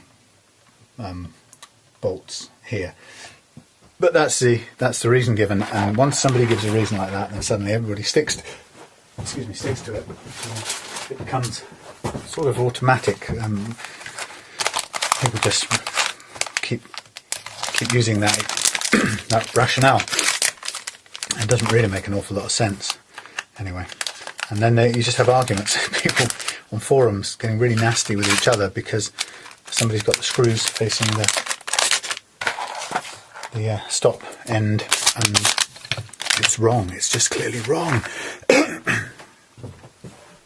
So I don't have a lot of respect for just doing things blindly because, anyway. So I'm going to restring this and then put the neck under load, and then we'll set the correct relief for the neck. Once we've done that, then it'll be a case of getting the action, start to work on the action, and eventually bring it down to proper playing action, and then get the nut action correct. And for stringing here, I'm going to do a 1 over 2 under technique, which is once over the excess string and 2 under, and it's quite a good sort of locking technique, and it was shown to me, I'll see if you can see it from zooming in, shown to me by somebody on a forum online. It's a kind of, it's a sort of good self-locking thing, really. So come through with the string. Now my conclusion so far is that there's nothing wrong with the electrics on this. So hey, anyway, what we do is we come up to the, pull it taut up to in the slot, right up to the peg, pull it taut, and then come back a fret and a half, right, and then use your thing. And the idea is we're going to go wind it in so as the slack, or the spare, sorry, not the slack, the spare comes around, we're going to make sure this goes over the top of the spare on the first run. You see it going underneath there, curling around, and then we pull that up, and keeping it under tension, we're now going to go underneath the spare or the slack, Right, so we've now got 1 over and 2 under, basically, or just over 2 by the time it tightens up. And then we can cut that straight off there. So it's quite tidy, and it's a dependable amount each time, so we're doing about a fret and a half's worth back. Okay.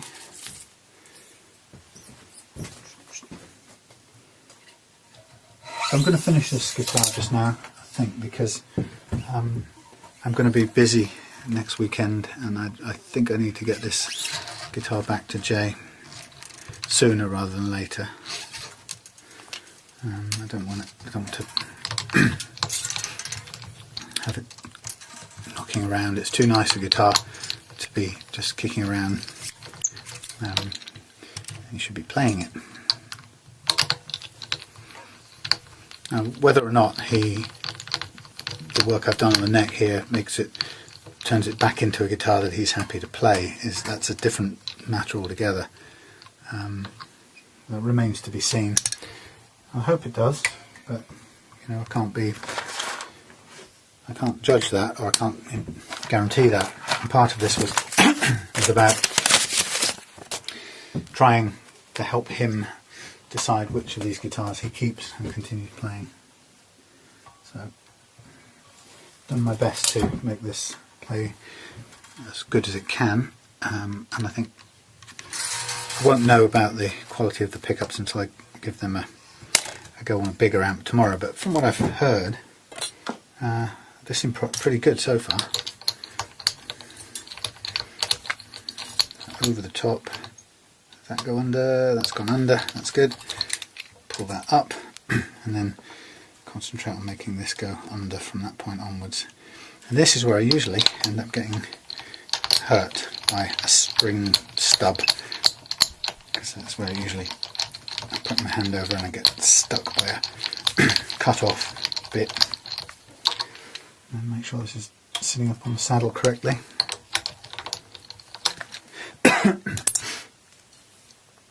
And then when I've done this, I'm going to do the string slack removal technique that I also learned from that same guy online, which is again a pretty good way of getting your guitar ready for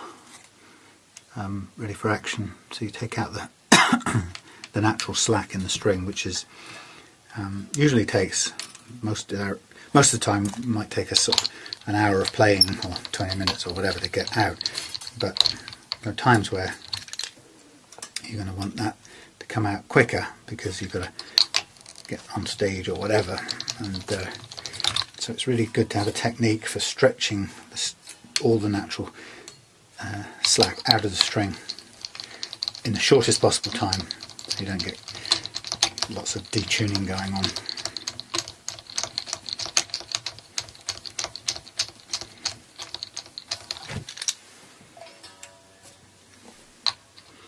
Nearly there. Just one more. Nice looking brass nut, I've got to say. I've not fitted one on an electric until this point, but it does look good. And it will slightly improve the sustain on it as well, which is nice.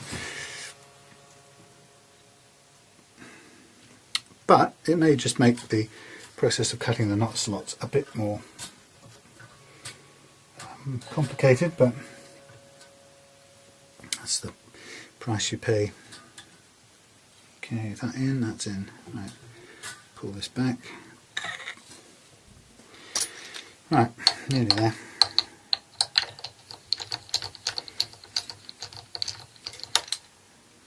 Just over the top, please.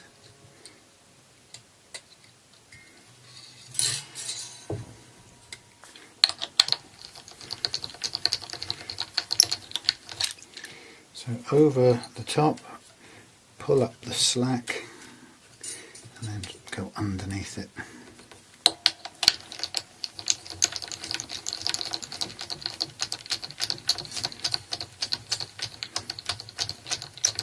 Just as it tightens up, check that it's all going in the right place. And last bit.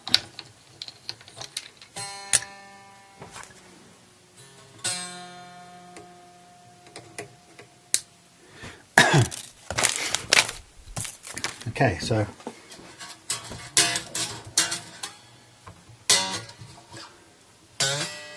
right now I don't know what the tension needs to be, so I'm just putting a bit of load on it.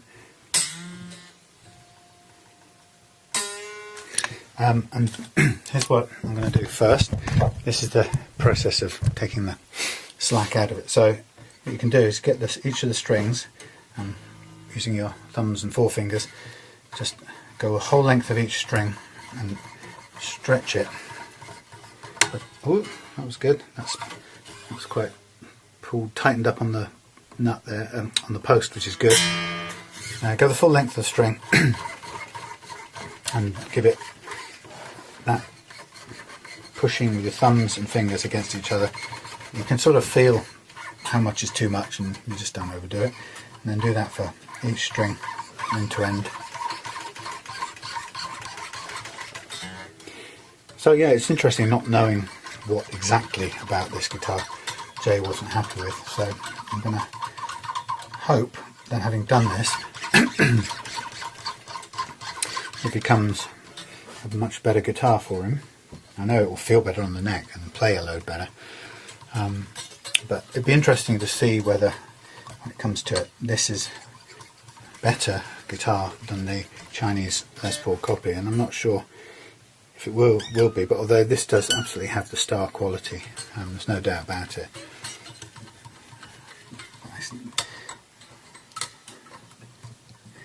And you know, if Scott Grove thinks the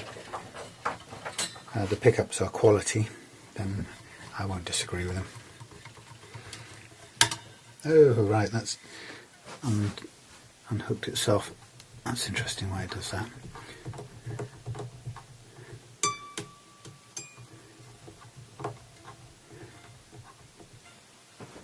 Right. So going to have a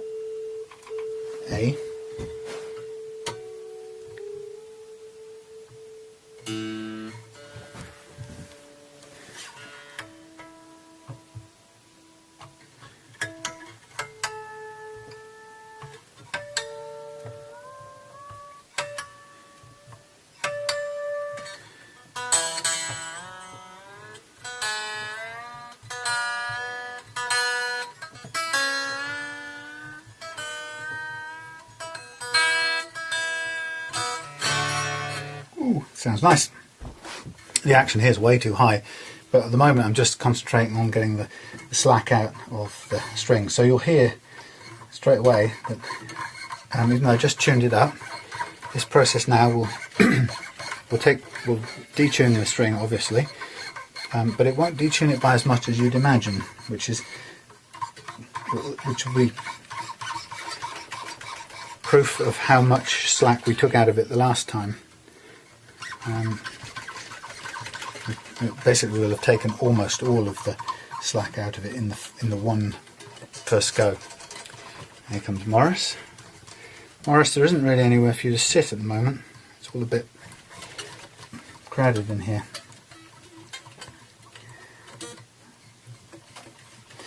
So unless you want to buy new strings, you've got to be careful with how you do this. So let's take a look. Oh Jesus, Morris! Let's get a note.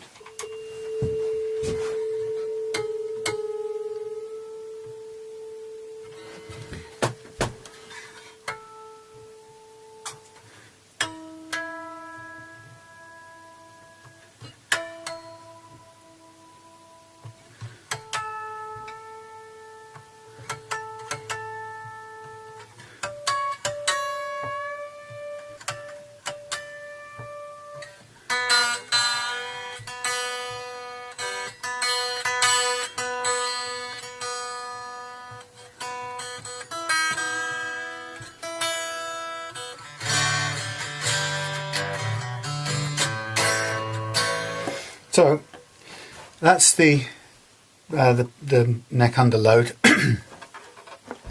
What I'm going to do is now I'm going to check the neck relief to make sure that it's where we want it.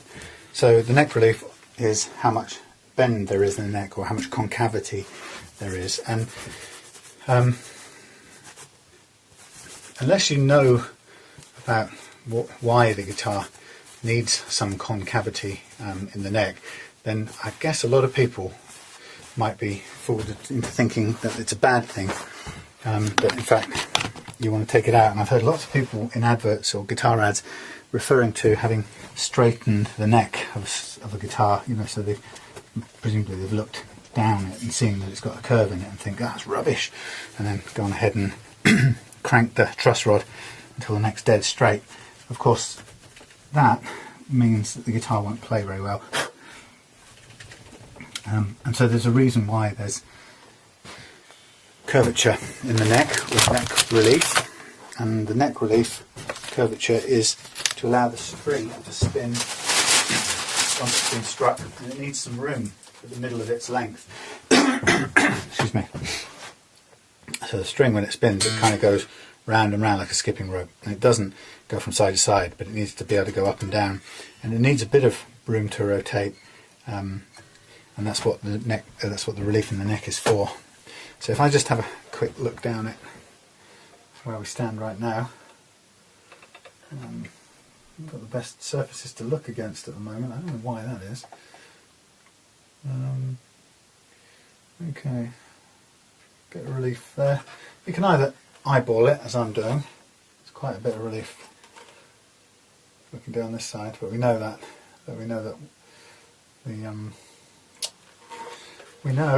the treble side is a little bit more concave to begin with anyway. Yeah, so you can either eyeball it, or you can get a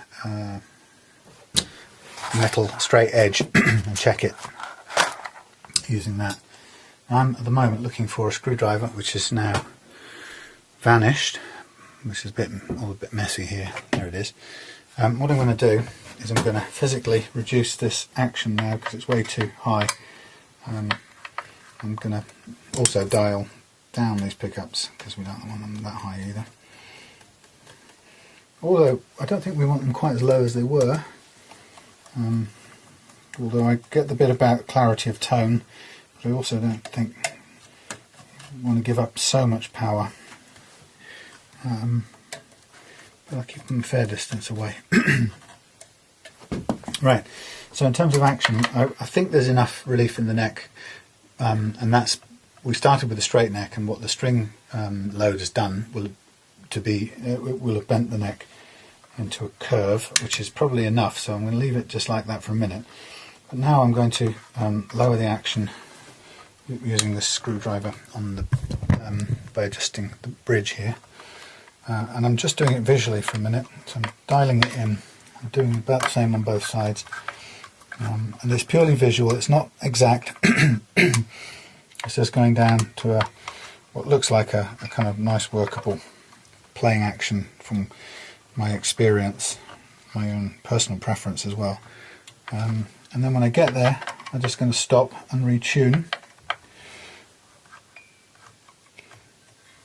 And again, this is not scientific at the moment, I'm just doing it by feel.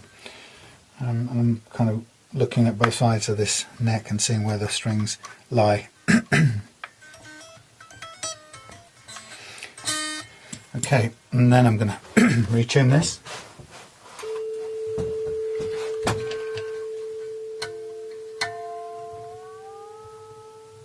Obviously it went very flat as I lowered the bridge.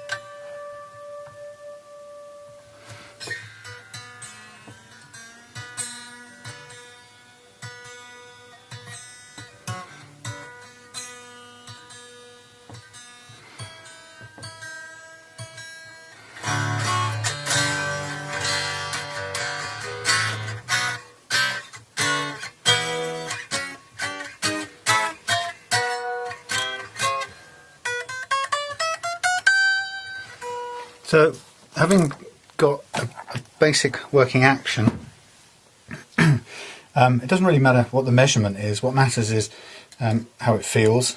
I'm not obsessing about millimeters at this stage. I'm looking at getting a playing action that feels good. I want to make sure that these are balanced. These pickups are reasonably balanced so that you don't flick to the bridge and have some massive increase in output. But I do want it to be roughly balanced so that you don't lose out when you switch between them. Okay. Now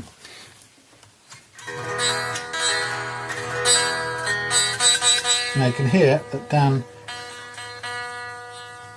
You can hear this string is causing something down here to rattle, and it's one of the things I hate about the Tune-o-matic bridge. Forever getting rattles of some kind in it. Now we're going to try and have to tighten that up or find out what's causing it. It's down here at the bridge. There's quite a bit on this bridge that's rattling, which is such an annoyance.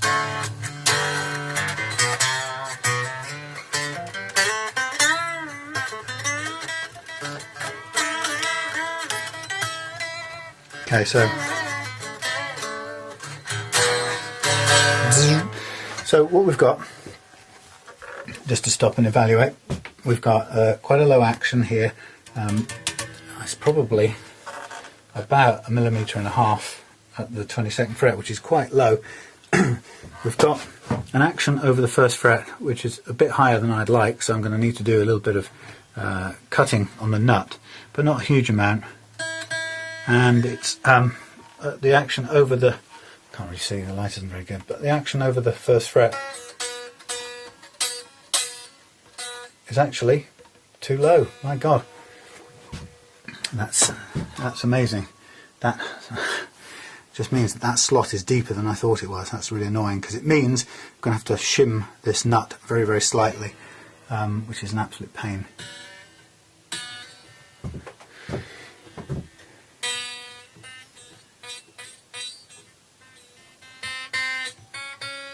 Okay, that's my mistake in filing the nut down. It's the difficulty of working with brass.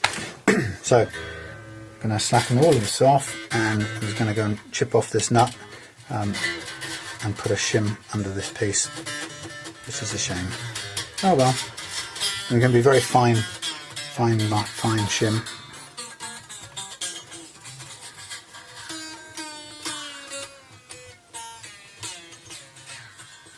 Damnation, I thought I got it exactly right by luck, but obviously not. So this will be okay. These are new strings, be able to reuse them, and here we go. Time to make a small adjustment. Right, thank you.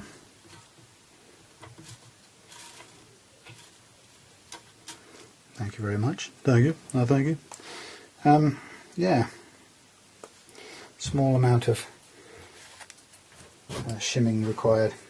Now shimming is just a small insert of some relatively hard, ideally hard substance that you can use just to raise something up a bit. Often you find it underneath, in the neck pocket, underneath the necks of guitars, which need to be raised up just to change the neck geometry slightly. And in this case we're just going to use a small shim just to marginally raise up the nut. But obviously I'll cut it to exactly the same size as the nut as well, so that it fits. And I'll do it in a piece of black plastic, which I have to go and find somewhere. Actually, here's a very thin bit that will do. In fact, that will do just perfectly. I'll start by marking it out on this side. I should probably stop this and just come back when I've done it, because it'll be a bit boring, because I need to do some cutting.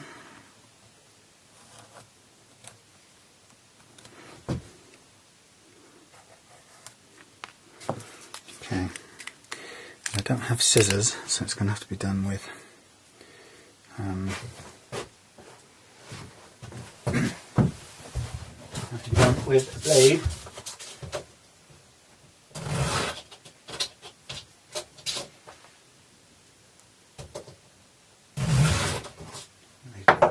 To glue off the bottom of there first. This is what I want to do.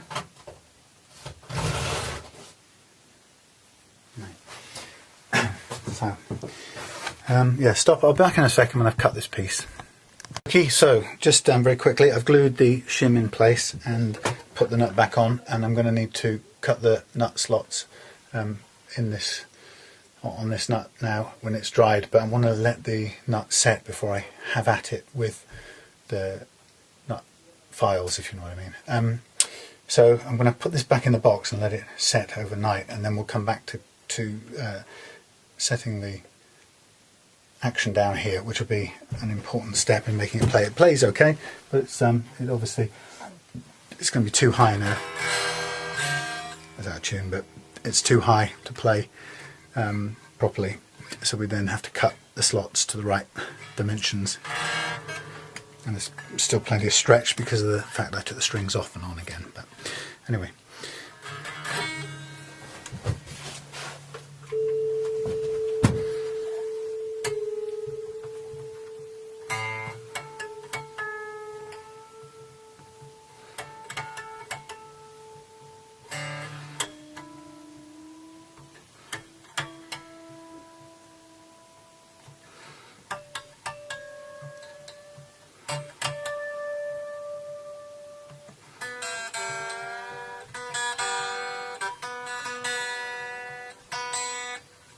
Morris is taking over the case.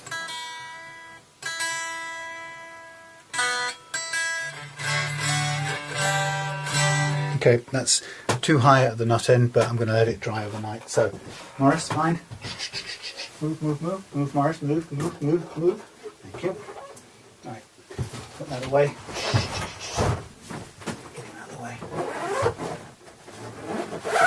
It's a pretty big case, and a hell of a lot of room in here for a case of that size. So there you go. We'll leave that do its thing, let the nut set in place, and then I can come back to it and pick it up in the morning and do some more action setting.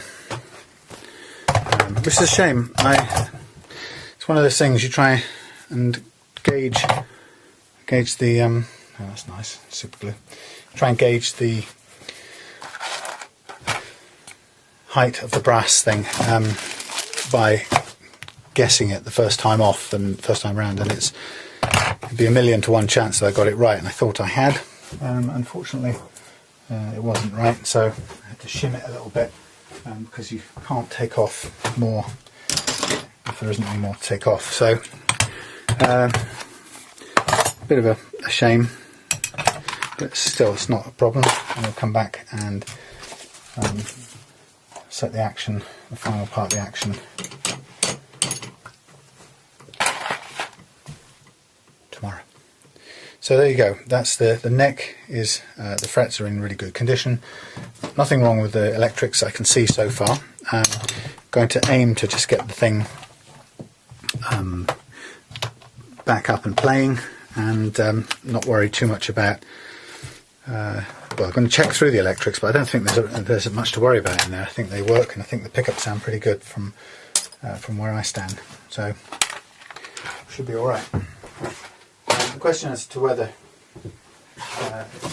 Jay's happy with that guitar compared to, or yeah, likes it in comparison to the Gibson, the Chinese Gibson, is another matter altogether, and I think that remains to be seen. So, meantime, that's this bit of work done, and the only other thing we've got to do is set up a couple of necks ready to be done, and I've got these standing around waiting to be done. I was hoping to get onto them a bit earlier, but things being what they are, as they always are what they are, we've got a bit delayed. So, see you back with the thingy, flamethrower thing, tomorrow for the final bit of it, and the intonation. We'll get the nut action right and then the intonation Okay, so thanks for sticking it out. As you saw with the neck, the frets work, it takes a long time, no quick way around it. So if you stuck through the whole lot, well done, and see you for another one.